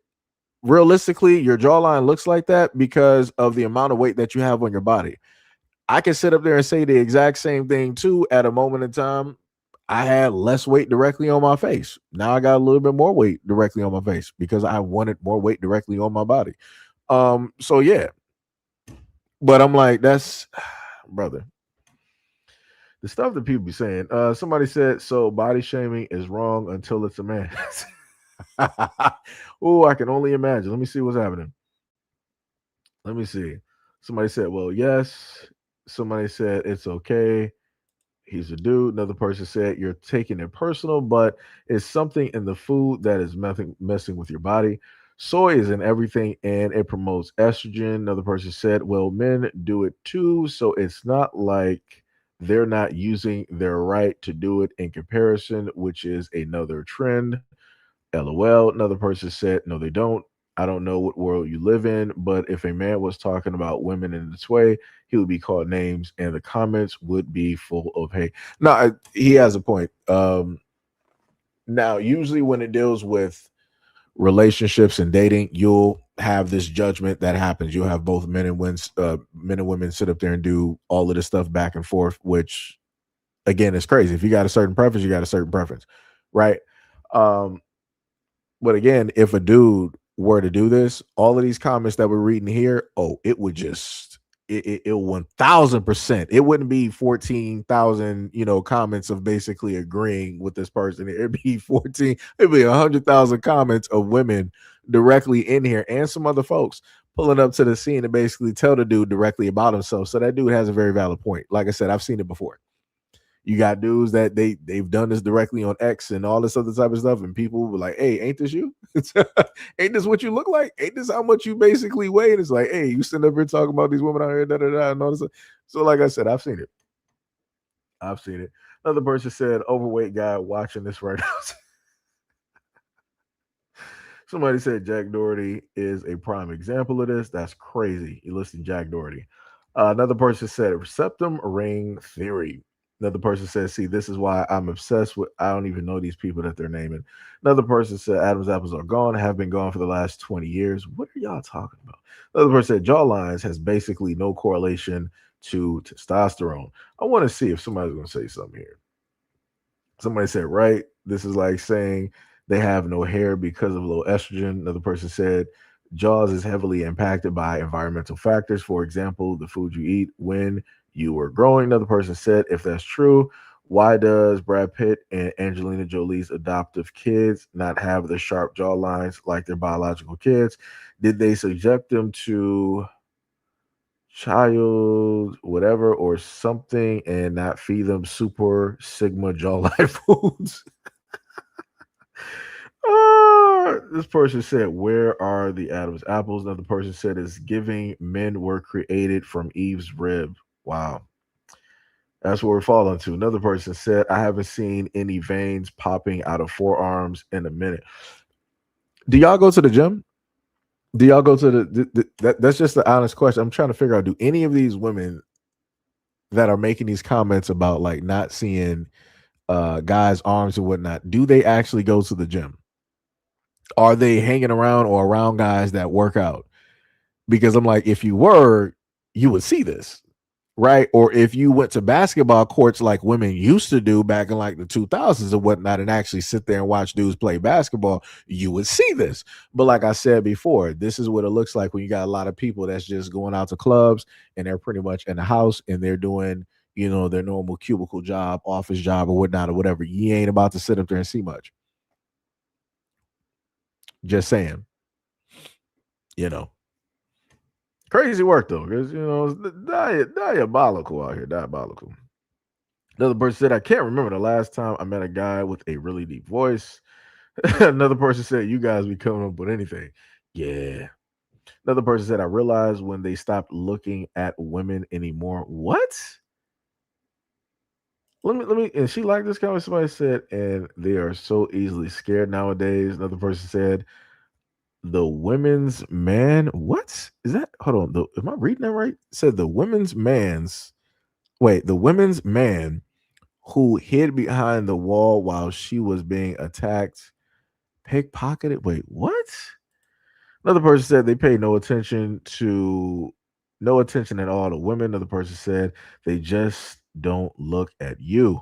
Oh, cold work out there. Another person said it's not just her. It be bad, thick women around who y'all would consider baddies, and they still not looking. Y'all super zesty. See, this is what I be talking about. Like, this is why I like showing the comments where you got women out here talking. Like I said before, you got women out here for no reason. Like, we're talking about the whole thing of testosterone, at least from the woman that made the video. And this is their way of trying to sneak in. Oh, it's because these guys out here. It's just because they're gay. Would people not consider that in a sense being homophobic? Like, you're calling what you know to be straight men gay because they're not specifically looking at you, or what as a woman you would consider to be a bad woman. Like, dog, every dude ain't trying to sit up there and go for some build a Barbie.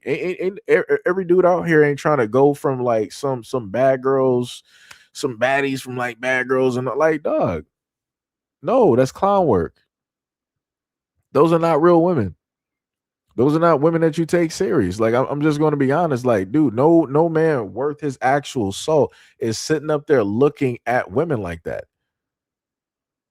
Like how a lot of women want to sit up there and say that women in the I'm sorry, not women, but men in the streets are like low vibrational. Dudes who are in and out of jail is low vibrational, and all this other type of women like that are low vibrational. If you're a part of the baddies, consider yourself a baddie. Not, that's some low vibrational type of stuff, because it's like it ain't nothing that really comes with that. Like, what is that? Out of all of the history of women, I've never heard of women be like, "Yeah, I'm a baddie. I'm a like Queen Victoria. She Queen the baddie Victoria." I've never seen that. I've never seen it. Like, bro, like, this is, like I said, internet is just is cooking. Is cooking a lot of folks out here. Let me see. They sassy in the comment section.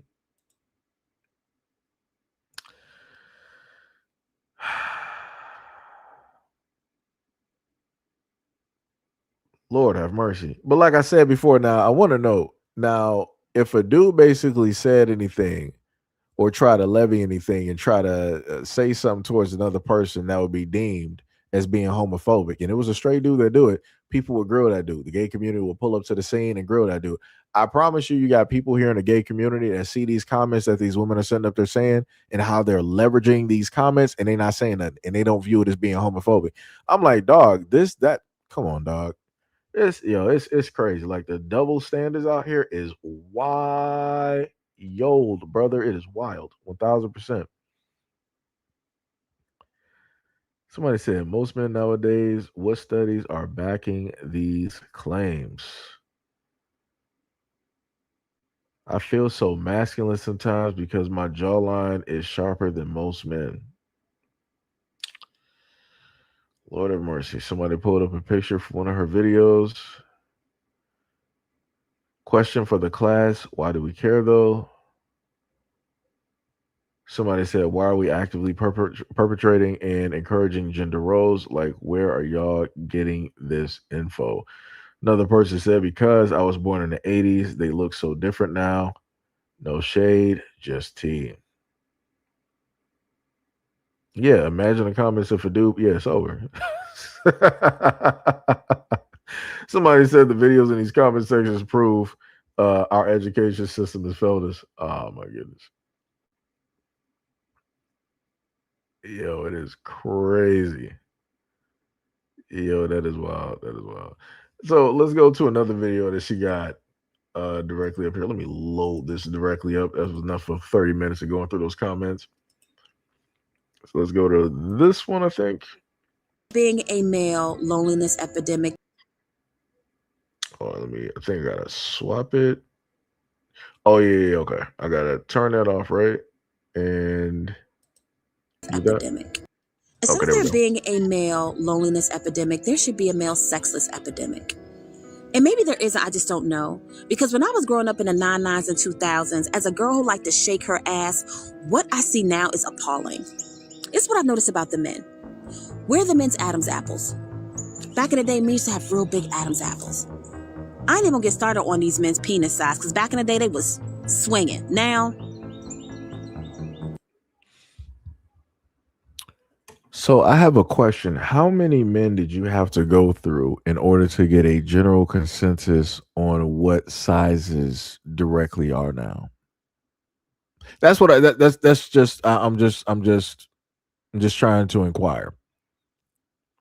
I'm just trying to figure out because I would think that you would have to go through a lot of bodies in order to come up with I guess what she's trying to leverage as an average.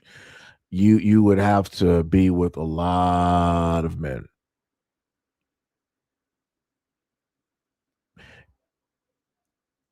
Anyways. another thing I've noticed is men had very deep voices, baritone, vibrating, just making you shiver voices. Now, everybody's voice is so high. Another thing is, have you noticed that these men can't grow beards? And if they do have facial hair, it's really spotty. Back in the day, men used to grow all kinds of facial hair and just muscles and just beautiful bodies. Now, Another thing I've noticed too is that back in the day, men used to dress to impress. And men would take such pride in their appearance. And not only did they look good, they smelled good. Like you would hone in on a man by the way he smelled. These men nowadays wear their pants hanging off their ass, think a shoe game is having multiple pairs of tennis shoes, and they smell like weed. Another thing, let's talk about men staring at you at the club. They didn't do that back in the day. If a man did not dance and he was interested in you, he would at least ask you to dance a little bit, do his little two-step, hold your waist, y'all having a little conversation, y'all cackling. But now these men stare at you and they give stalker vibes. Let's talk about section behavior. You see a man in his section now, just full of men standing on the couches like they the new baddies, standing all on the tables, on the stages, like it's so fucking weird. Women do that. And my biggest pet peeve is men used to have wallets and money clips. Now these motherfuckers got man purses. What in the listen, y'all new men will drive woman's coochie up in a heartbeat. And instead of there being a male loneliness epidemic, y'all need a sexless epidemic. And let me just specify that she's talking about black men. She's not talking about any other group of men going to the clubs. She's not talking about any other group of men with Adam's apples. She's not talking about any other group of men that are out here sagging and sizes and all this other type of. I'm like, this is wild out here. I'm like, you just really going through and picking apart a variety of things. Again, you can't change whatever genetics dictates. It is what it is, right? All men are not created equal. It be like that. But it's like to try to clown dudes on that doesn't make any sense. If you need something that basically fits you, there's a lot of dudes out there. Other women know where these dudes exist. You can easily go directly there and seek those dudes directly out and wait in line with the rest of those women and wait your turn, pull your ticket, and then you'll be in the bedroom next. You could easily sit up there and do that. And the other thing I want to also specifically point out, like I said in the previous conversation, is that if all of this is in a sense problematic, right, directly for her, she would be the same one to then when those guys start going wherever and being off with other women, she would be one of the main ones to turn back online and start making videos talking about the men out here. Now, I have not seen now, again, I'm not out there venturing to clubs and all this other type of stuff, but I am online enough where I see people where they post either videos or pictures of them directly at the club and all this other type of stuff.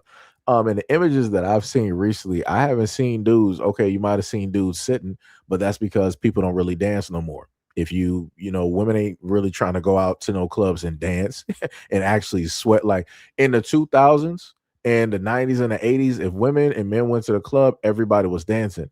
Women now be like, no, I just got my hair done. I got my makeup. I got this brand new dress directly on. I'm not trying to sweat and all this other. People are allergic to sweat, so you're not dancing.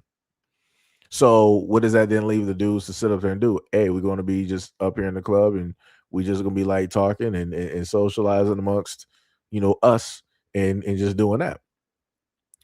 And the reason that she's complaining about the whole thing about the section is at one moment in time, you had plethora of videos where women were complaining about dudes having these sections and them not buying liquor, them not doing this and them not doing that. But I'm like, if the dude paid the money or he has that section, he can dictate what it is that he's going to buy or not buy. Like, why does he have to facilitate alcohol directly for you? You invited yourself there. You thought that you were pretty enough or whatnot, or whatever, and you decided that you wanted to be there.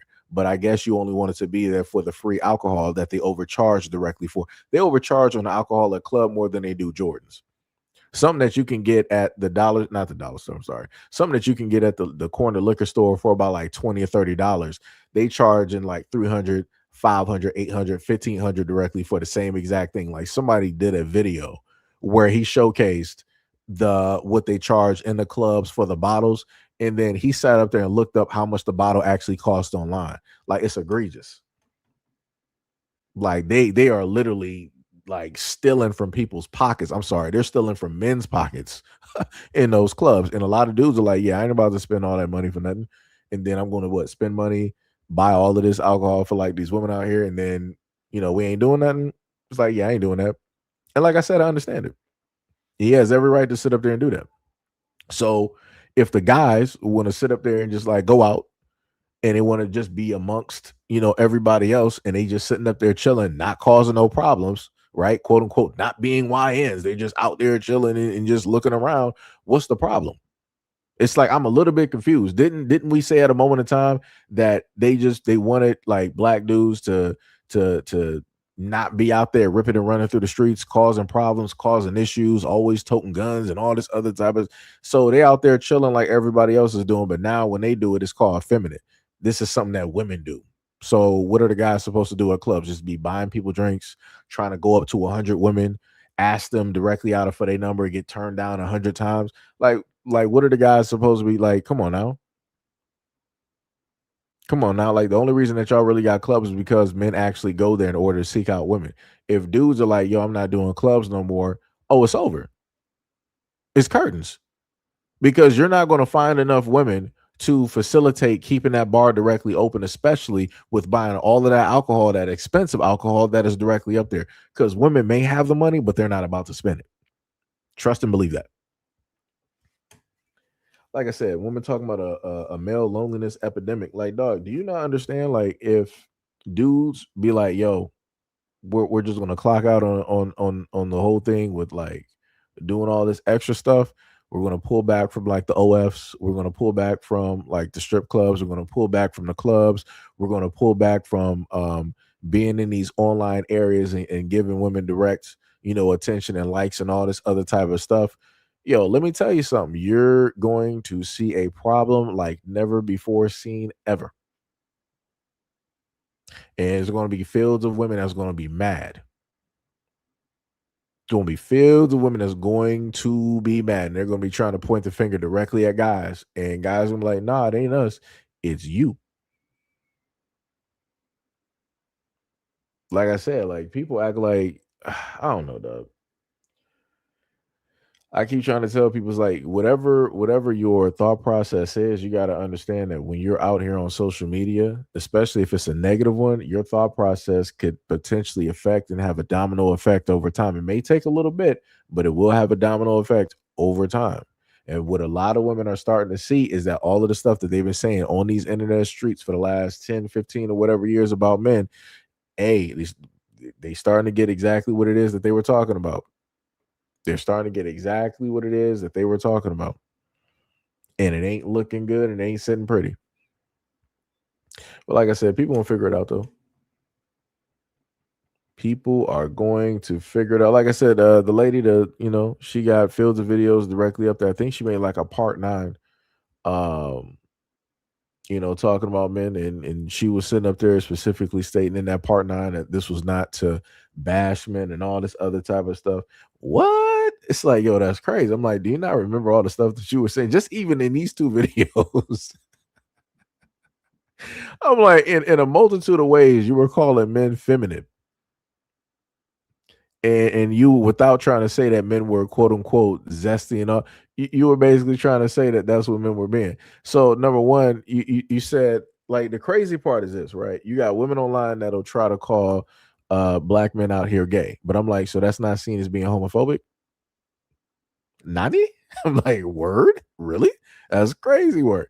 And then if that's not being used, then they'll use zesty or I forgot what the other word is, or whatever the other word directly is, in order to try to describe a guy as being gay, right? Or if they don't go that, they'll go the other route of trying to say that men out here being feminine. So I'm like, so femininity is correct and a positive thing, right? When it deals with women. But then you're like, spot this in men. Femininity is wrong. It's a negative. So now femininity is bad. But then you also, at the same time, online, you have women out here talking about like, oh yeah, I love a man that's in touch with his femininity and being soft and this, that, and the third, and open with his feelings and rah rah rah. I'm like, but y'all don't know what y'all want. Yeah, that's what it sounded like. Y'all want somebody that's like the brownie, the bounty man off of like the paper towel rolls, right? Muscles, chest, chiseled chin, and all this other type of stuff, right?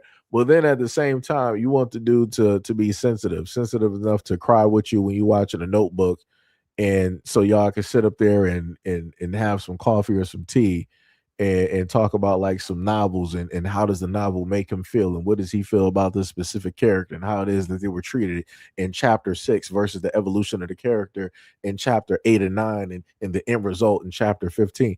I'm like, brother, what are we doing? Like, yo, y'all, come on, man. Like I said, mixed messaging. it's, it's like, yo, it's it's a whole bunch of mixed messaging out here, yo. Rabbit was like, Seji really said whatever genetics dictates. Yeah. Yep. Third says she got wrinkles and bags under her eyes. Sean, what is up? What is up? We said LOL. In facts, third said she is the typical female I see in Raleigh, North Carolina, which is why I haven't dated since I moved here. Yo, Willie, what is up? What is up? You said no, ma'am. And I think that's a whole bunch of expletives. LOL. Yo, Pink, what is up? What is up? What is up? What is going on? Hey, we got brother. I'm about to butcher your name so badly. I had to pause real quick. Let me see. Cardenas. There we go. What is up? What is up? Much love, respect, and appreciation. Said, what up, though, Seji? I still don't understand to this day why black women always trying to reclassify black men's manhood, and only in America we black men get this treatment. Yeah, that's tough. It is it's very tough. And then what we have to face is now what a lot of our sons or our nephews, the younger men in our families have to deal with now, because now it's not the women of a certain age range saying it. It's now the younger women that are like in their 20s, early 20s, and then you got the young girls who are teenagers, basically repeating the exact same talking points. Like I said, it's gonna be bad. Like I kept telling people, 2030 right around the corner. 2030, 2035. Like I said, it's gonna be looking real nifty. Third said women want a thug dude with a PhD. Yeah, that's true. Sean said men should boycott the club and any place women get free stuff from. Um, I would say that in order to have people like understand certain things, like I said, a lot of women feel that men just use women anyway. So if men use women, that means that men use women both at the club and at the strip club. So men should basically pull back, which would then clear out the field, and that would make those environments safer, because a lot of women say that wherever men are, it's always dangerous, and women just want to go out and just be them and be free. So if men are no longer at those strip clubs like Magic City or whatever it is, then women are free to just flood those clubs directly up, and be around other women, and dance and enjoy the music, the ambiance, and get dressed up and all of that stuff and have a night out. Like I said, how many videos have we seen where people are like men are not needed? So I'm like, if that is the case, then that's where things should basically move directly to. You know, for Gifted said men need a sexless year or two. Yeah, to have clear thinking. Yeah, I can agree on that. To have clear thinking and basically understand and see some stuff, work on stuff. Yeah, yeah, I can agree with that.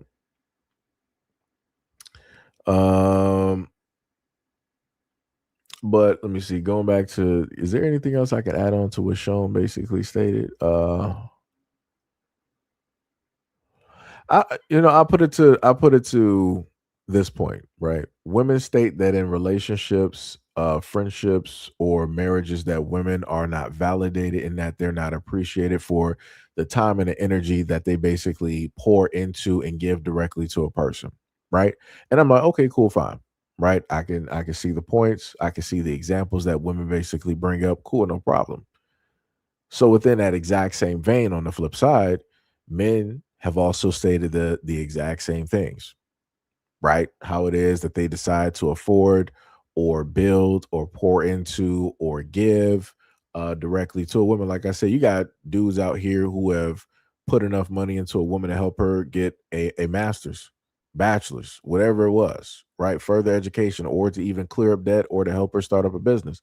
And even with that, you got dudes out here that say that they don't really feel appreciated. So within those two perspectives, within those two examples, I would sit up there and say, just as right when women sit up there and say that they should pull back and hold on to, not hold on to, but stop pouring into and giving energy freely. Within that exact same conversation, men should do the exact same thing. If people aren't being appreciated, then pull back, because the main thing is that people are not going to appreciate the things that they have until it's gone. So a lot of women, when they go out to clubs, they ain't really paying for nothing. Like I said, the clubs are popping because men want to go there in order to search for women. That's the main draw. This is why they make sure to always allow the women directly in there, but there's always a line of men, because men are always chasing after women, always want to be directly in the space to try to, see what it is and all this other type of stuff. Like I said, the moment in time that men pull back from like a lot of stuff ain't going to be standing. There's a lot of businesses that are gone. Let men start pulling back from a lot of these gyms. There's a lot of women out here, but there's not enough women to keep those gyms open. Gyms are done. Gyms are done. Men stop pulling back from these nightclubs. Those nightclubs are done. The only nightclubs that'll be open are the ones that are for the LGBT. Like I said, and that is a fact. The same thing with the strip clubs. There's a lot of strip clubs here, but I don't know of hundreds or thousands of strip clubs where primarily women go in order to see other women dance. Usually it's women there dancing. It don't matter what their sexuality is, but it's women there dancing on that stage or on the floor in order to get men's attention and to attract men so that they can sit up there and get the money. There's a lot of women here in society, but there's not enough women that's going to go to those clubs in order to keep those women employed. Facts. So, like I said before, and last but not least, the same thing with OF.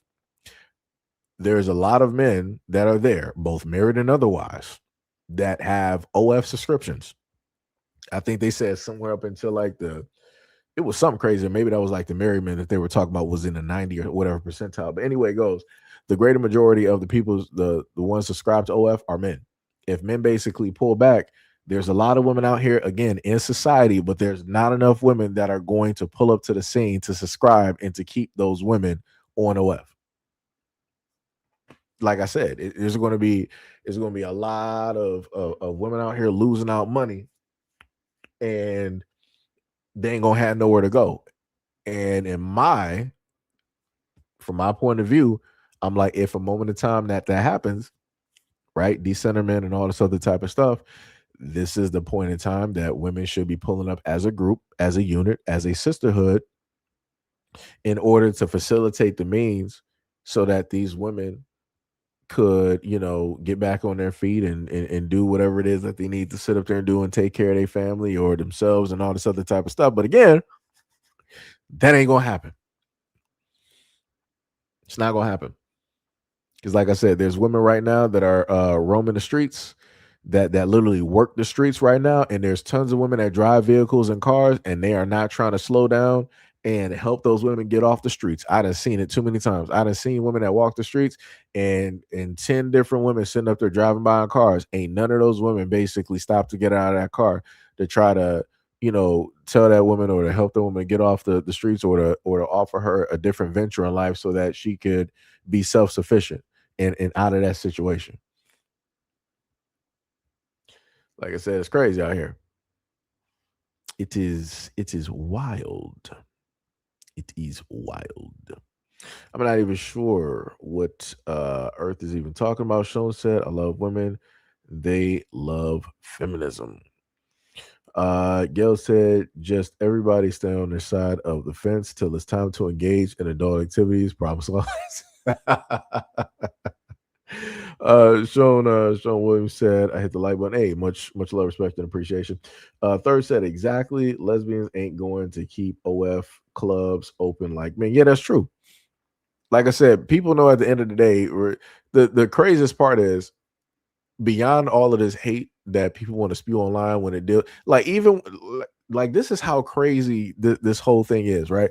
Even with the hate a lot of the women online spew, they spew it in such a way to still get the attention of men to come to that platform and engage.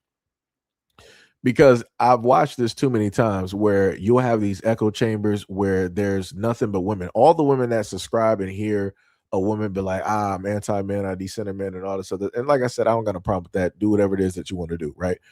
But what tends to happen is that once you get those echo chambers, now people are bored, because all it is that people just come in, directly to the water cooler and repeating and saying the exact same things every single time, the exact same emotions, the exact same tone, the exact same typing, the exact same agreement. A lot of folks are going to get bored, right? And then once people get bored of that exact same content, of that exact same validation and agreement, because they filled up, they've had too much, now they start venturing elsewhere. So for those female content creators that normally make the content, now they got to switch it up, and they got to start, using psychology, and they got to start wording it and saying it in such a way in order to attract men to the platform, in order to now add new life into that comment section, to give the women there who are bored and tired and probably about to fly off somewhere else something to engage with and stay directly with that content. Like I said, I done watched this and seen it far too many times. The psychology of it, it works. It works. Like I said before, you got a lot of women out here that trick other women, and women just be like, nah, that don't be happening. It's only men that do this. I'm like, all right. I'm like, you got it, coach. I'm like, you 100% got it. I'm like, dog, I like I said, even right now, as I was before I did the live stream, I watched and was listening to women start up the exact same tire conversations for the last 2 weeks. And women are still there hollering and yelling, giving off the exact same emotion. I'm like, dog, you're not tired. You don't got a migraine. You don't have something else to talk about, something else different. Nope. It's nothing but emotional drainage, angry conversation BS. And none of it is ever going to come to a solution because there's always somebody old and angry ready to get directly on a mic and to start yelling at somebody else, and especially the comment section. I'm like, dog, y'all gonna end up having a stroke. I'm just gonna be real. I'm just gonna be real. I'm just gonna be real. It's no other way to sit up there and put it. No other way to put it. Like I said, it's too many old folks out here doing these conversations on TikTok. Y'all gonna get hit with a stroke. Like, dog, y'all got too much high blood pressure. Y'all sodium content is directly through the roof. Diabetes is motherfucking off the charts. Like, bro, y'all gotta relax. I can feel the heat in the veins directly across the screen when y'all yelling. Y'all gotta relax. And like I said, especially for the women, when y'all be pulling up on these TikToks yelling, y'all can go out by strokes too. Don't sit up there and get it twisted. You got women that be sitting up there going out because of like heart disease and whatnot or whatever. So let's not get it twisted. Don't just think that men be dropping dead because of strokes and stuff. Y'all be dropping too. It just don't be talked about. You just don't have no advocates about it. Because like I said, people only want y'all focused directly on one thing. But you can't tell folks nothing, dog. You know? But like I said, how y'all feel about the conversation? How y'all feel about the conversation? Third said exactly lesbians ain't going to keep OF open. Bud said no women want a strong man. You also said that black women don't pull up with crap like white. Wait, you said black women don't put up with crap like white women. I'm a little bit confused. I need you to expound upon that. Like what do you specifically mean? Because I'm trying to figure out. I'm like, where in the conversation did white women even come? Like, where did white women even come from? I'm like, dog, like what? How other people just you just be throwing different folks in there. I need an explanation. The hamster has fallen off the wheel for me because as soon as you said white women, I'm like, where did they even come from? I'm like, I'm looking around. I'm trying to ask for a lifeline at this moment in time. I'm like, yo, that's wild. That's wild. Let me close that one down. Oh, wait, did I close out TikTok? I did. Ah, why did I? Oh, no, no, no, I didn't close it down. Let me go back. Let me see if I can get y'all a another video I can actually close out OBS because we don't need that. You said just join. Yeah, no, that's cool. I'm just trying to figure out where the white woman part came directly from. I'm just trying to figure that one out. Let me see. What other video could I basically pull? She got a part four. Let me see.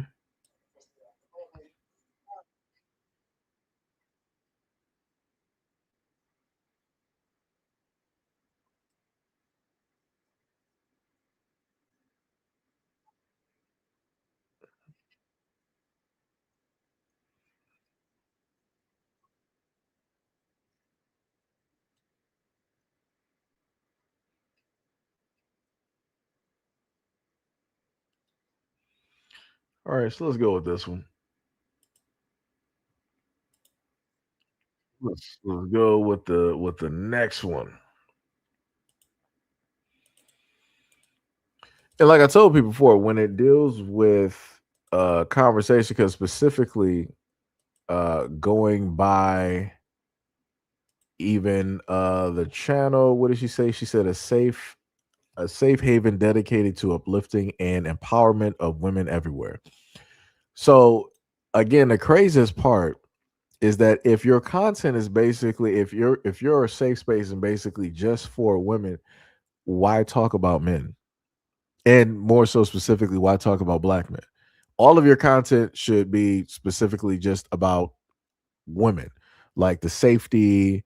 It should be about the love. It should be about the education. It should be about the knowledge and all of that. Men shouldn't even really be there. The only time that you basically bring up men is like, okay, you want to do the same thing everybody else does. Like, all right, black men are dangerous. Here are statistics, femicide, this is that and the third, right? That realistically, that should be the only time. Other than that, you shouldn't be really talking about men. You shouldn't even have good examples because there's no reason to, because it has nothing to do, technically, realistically, um, with men. I don't know. Maybe I just see it a little bit different. Maybe I see it a little bit different. But let's go into the part 4 that she had directly up here. Let's take a listen. Part 4 of how we know that testosterone has officially left the building. 1 through 3 is posted on my page. And quick disclaimer to all the men who want to tussle and fight and argue in my comments section and want to leave me private hate DMs. Listen, baby, your itch made. Put a B in front of that. Go work out and eat right. Your anger's misplaced. Okay, so here we go. Here's another thing that we as women have noticed about men is that men aren't veiny like they used to be. And when I say veiny, I'm talking about veiny enough to let you know the blood was pumping, baby. I'm talking about where you could take your fingertip and you could actually trace their veins. Attractive. Another thing is that men don't have girth. Like, it's like humping a cigarette. Where's your girth? Where's your girth? Where's your girth? Another thing I've noticed about men is that men don't have like the broad noses that were so common back then. I know a cold would love to harass y'all because how are y'all even breathing? Like, y'all have such slender noses. Another thing that I've noticed about men is your thighs. A lot of y'all have thunder thighs. What the hell? And no damn calf muscles. Ain't nothing like a pair of beautiful legs, and I mean hairy legs on a man, baby. What's really going on? Oh yeah, and we as women are visual learners. So if you think you got that physique, drop us a picture, baby.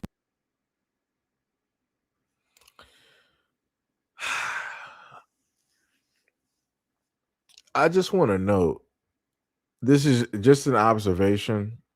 Like I said, people can like what it is that they like and be interested in what they want to be interested in. So let me explain to the women out there, when we as men basically say mixed messaging. Nowhere in any of the messages that she gave, she talked about the size of the guy, she talked about girth, she talked about all these physical attributes that can change. A guy can go out there and work out and work on himself and all this other type of stuff, right? At no point at all did I hear her talk about a dude's education, that those women like an educated man, a guy that knows self-defense, how to use a firearm, how to build, a guy that has a green thumb in like in agriculture, a guy that has trades directly under his belt and knows his way, how to use like a tool belt and be a carpenter or a jack of all trades.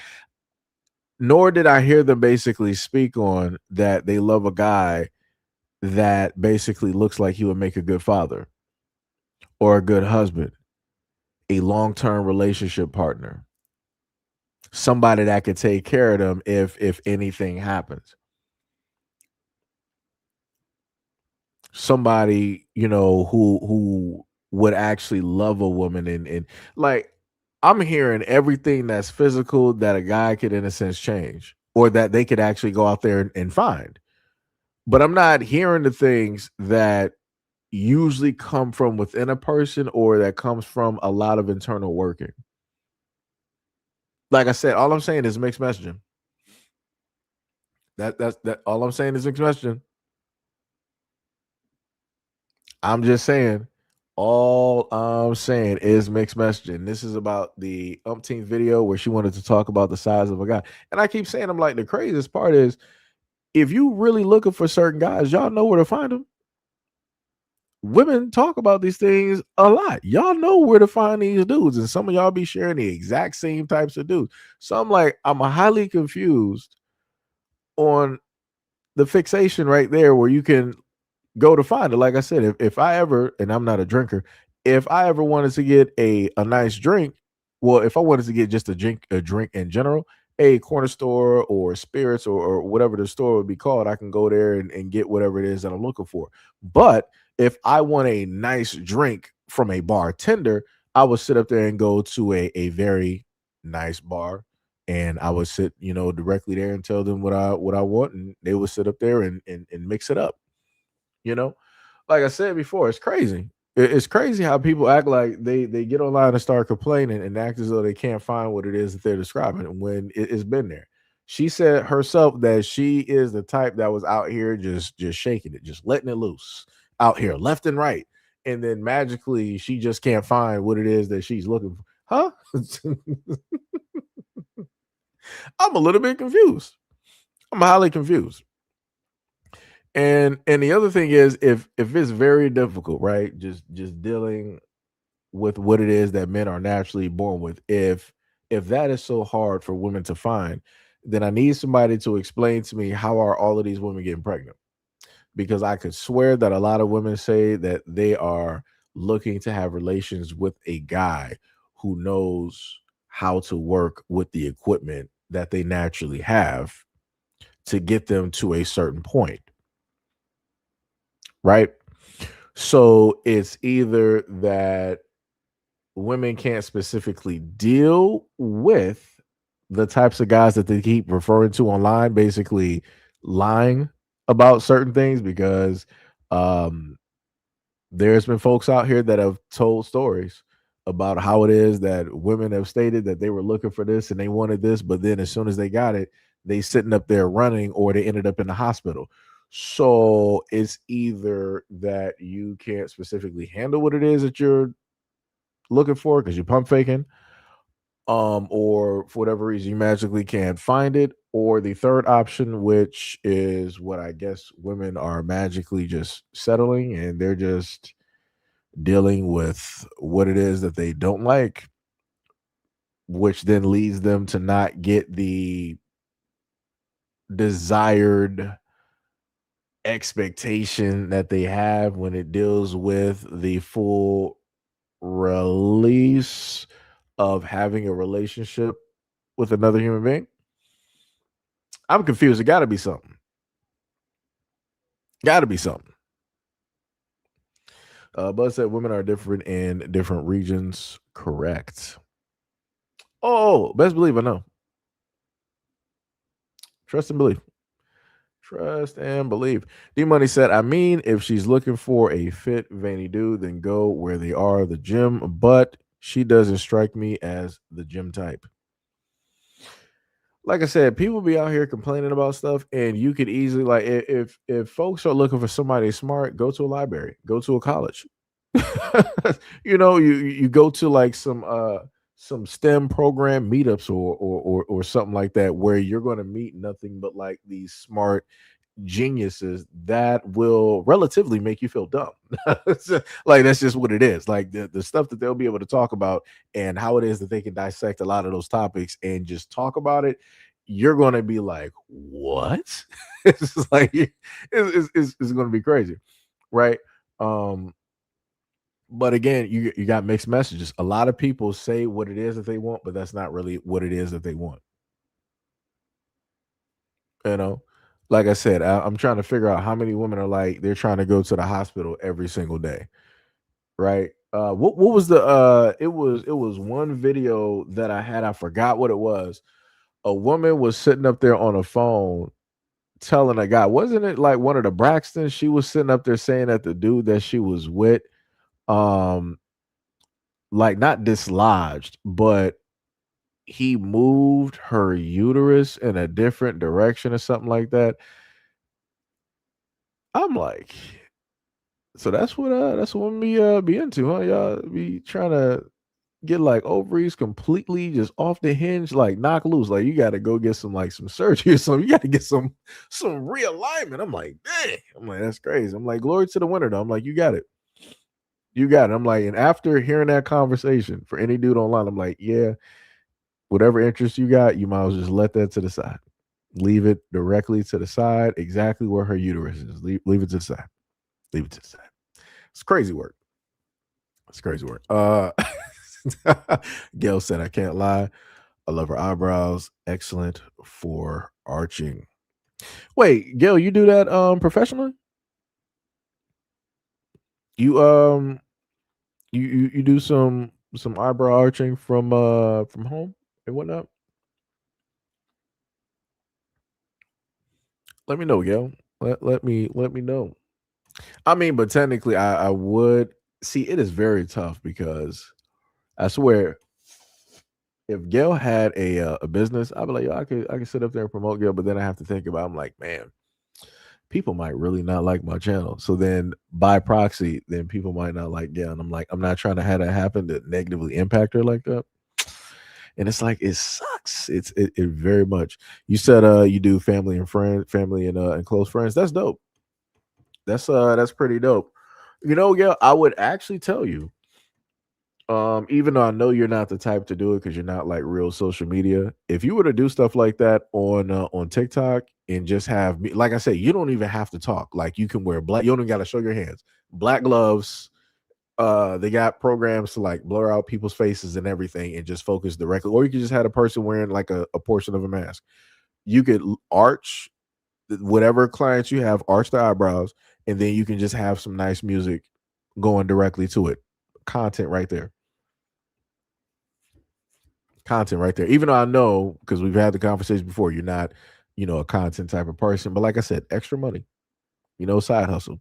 Just to put a thought out there. Or maybe, if your daughter, if she's good at that. I know she's, book smart and into sports and whatnot. But if she has the hands directly for it to do like the arching of like the eyebrows and stuff like that, she could easily do it. That could be, a side hustle for her. She's a part of the younger generation, so that'll be easier for her to,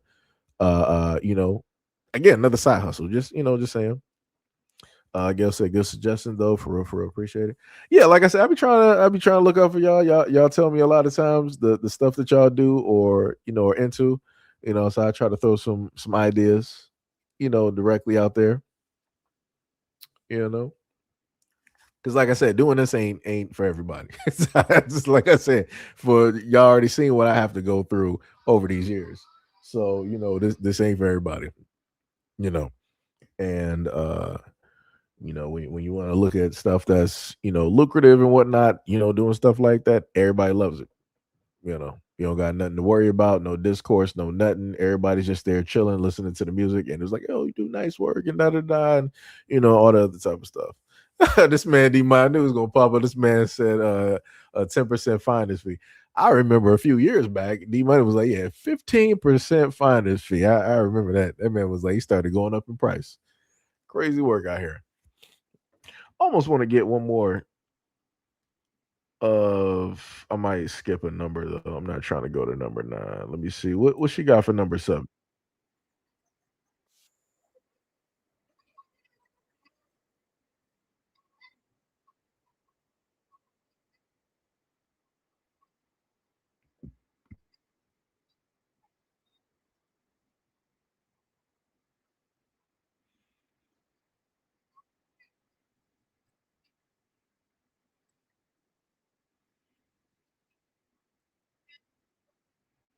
Minus the because I could say the exact same thing reverse. Let me go look.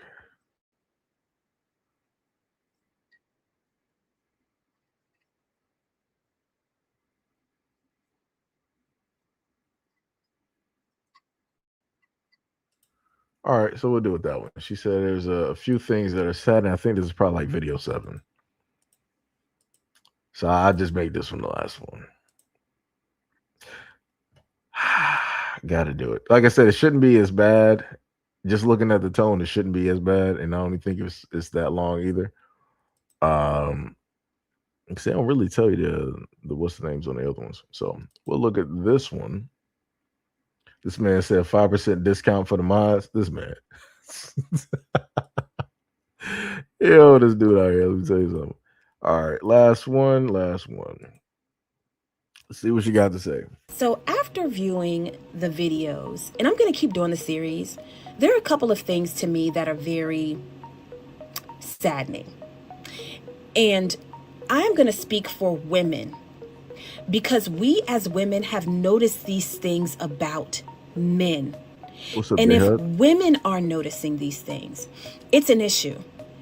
What I think is most saddening to me is a lot of men refuse to take personal responsibility for their health. They want to blame women. They want to talk about our looks. They want to talk about me. They want to talk about my septum ring. I don't give a fuck. You can lick it for all I care.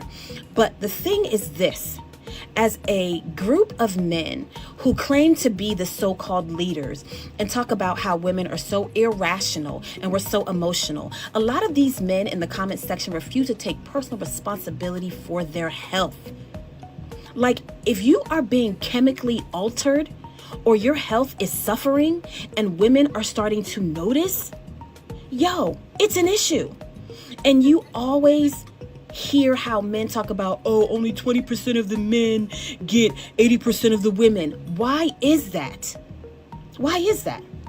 Because when it comes to personal responsibility and leadership and taking charge of your own life and getting your own health together, a lot of you have failed in that department. And I see why a lot of men so easily dominate other men. Argue with your mama. Part 6 on the way. And this is what the ladies are discussing. So, right, she wanted to talk about men's health, right? No problem. We can do that. So she's making it seem like women really care about men's health. Got you, champ. I can do the exact same thing I did before. So let's go over this. This is something that doesn't really get talked about. Again, I've been on social media for a long time and I've watched a lot of women's content. Doesn't even matter the race. And this is a conversation that does not, and a topic that does not get highlighted. Cardiovascular disease, or CVD, is the leading cause of death for women, affecting roughly 44% of United States women over 60 million. Often under-recognized, it presents the unique risk factors such as pregnancy complications, autoimmune disease, and menopause, and symptoms that may differ from men, including fatigue, shortness of breath, and nausea. Prevention, though, through a healthy diet, exercise, and smoking, right? Cessation is critical.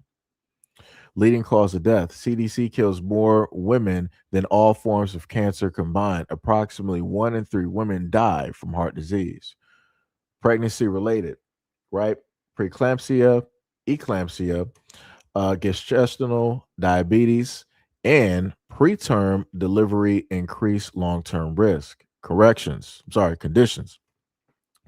More likely to experience coronary microvascular disease, or small vessel disease, or SCAD, spontaneous coronary artery dissection, right? Or what is it? Takotsubo, or broken heart syndrome. Menopause, risk increase significantly after menopause. Symptoms. While chest pain is common, women are more likely to experience atypical symptoms, including shortness of breath, unusual or extreme fatigue, cold sweats, nausea or dizziness, pain in the back, shoulders, or neck. Disparities in care. Women are often diagnosed later than men and are less likely to receive recommended therapies. Prevention. 80% of cardiovascular disease are preventable through lifestyle changes, including diet and exercise, following a Mediterranean style diet, and engaging in regular physical activities. Cessation. Quitting tobacco is critical. Monitoring. Knowing blood pressure, cholesterol, and blood sugar numbers, minus the mispronunciations. Those are the facts directly out there. And as stated before, I don't see, women, especially like the woman I was able to show her, 4 to 5 videos. She talks about that she cares about, women, the health of women. She created a safe space. I'm not seeing her, harp directly on this type of stuff. You want to tell men to go out there and go get, to the hospital and take care of themselves, fine, no problem. You got that one. But you got a lot of women out here that are dying from cardiovascular disease. Why don't I see fields of women with these podcasts, with all of this energy, always talking about men and how dangerous men are? Why aren't women talking about this? And like they said before, this affects roughly 44% of United States women, and that's over basically 60 million women. And I think if I go back to the previous one that I typed in, they said the leading cause of death for women globally and the United States is cardiovascular disease or heart disease and stroke, which accounts in 1 in 3 deaths each year. So 1 in 3 women die from cardiovascular disease and strokes a year, each year. I'm sorry. That's diabolical. 1 in 3 women. That's crazy. Like I said, that is high. That is way too high. They didn't say 1 out of 100. They said 1 in 3. That's wild. That is wild. But like I said before, you got folks out here when people sit up there and say that they actually care about women and the health and the benefit and all this other type of stuff. That's crazy. Some diabolical work. The man Mo was like, call, call, call, call, call. Sean says she doesn't care, acting like she does. Yep. All right, Gail. Much love, respect, and appreciation. Be safe out there. Sean said this is a feminist, then she wants to turn succubus at night. Crazy work. Third said women, BBLs, liposuction, and Botox, but men's health. Crazy work. Third also said that women are dying on the surgery tables in droves, yet she focuses on men's appearance. Yep. He also said that women are being kidnapped while taking Uber rides, but she focuses on men. Yeah. Yeah. And you also got women that also drug other women. But like I said, you can't tell people nothing. Can't tell people nothing. But anyways, that was pretty much it. I gotta put that image direct. Well, I'll probably just leave this as is. I don't even care. I'll leave it as is, and then I'll go through and make a shorter formed video. I think I already got that loaded up. As a matter of fact, I just got to finish it, and then I have it uploaded for you guys in a bit. What is it, like 5:10 now? So yeah, I'll probably put it up about like 5:30 or whatever. So I have a video directly uploaded, for you guys to watch. So just in case people didn't want to sit directly through a live stream, I got you. We got shorter form, videos directly out there for people to take in and watch.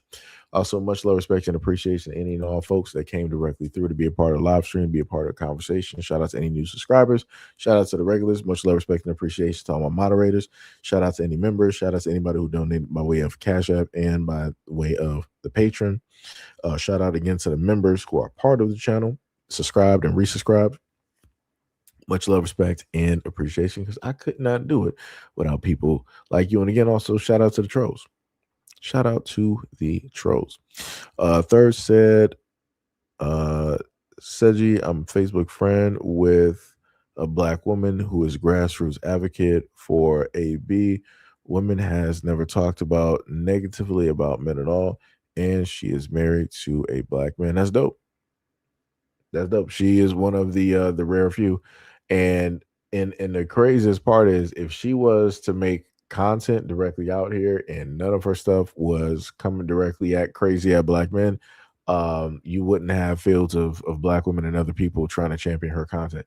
Now you would have black men pull up to the scene and they'll sit up there and listen, like, yo, it's like, yo, you got some information there. Like, thank you for the information and education and all this other. Like I said, I've seen it time and time again. Time and time again, we got fully educated women directly out here, just giving nothing but just information, and it's not in the whole, gender war type of thing. They don't really get no type of shine, which is crazy to me. Like, that type of stuff as well. Third said that she has been on the local news and the DMV area. That's dope. That is dope. Hopefully she continues that work, and from that, you got other women that will decide to follow directly in her steps and, make that into a movement and make that a lot larger. That'll be dope. That'll be pretty dope. Pretty dope. But yeah, I'll let y'all have at it. It's been almost close to like 4 hours since I done had y'all here, so I'm gonna let y'all enjoy the last bit of light that y'all got directly out there. So go have some fun, order some food, watch some movies, catch up on some anime or something like that, play some games, and I catch y'all on the next live stream. Third said at least 10 years strong. She been doing it. That's dope. That is pretty dope. Shout out to that woman. Shout out to her. So yeah, I'll catch y'all on the next live stream and or video. Peace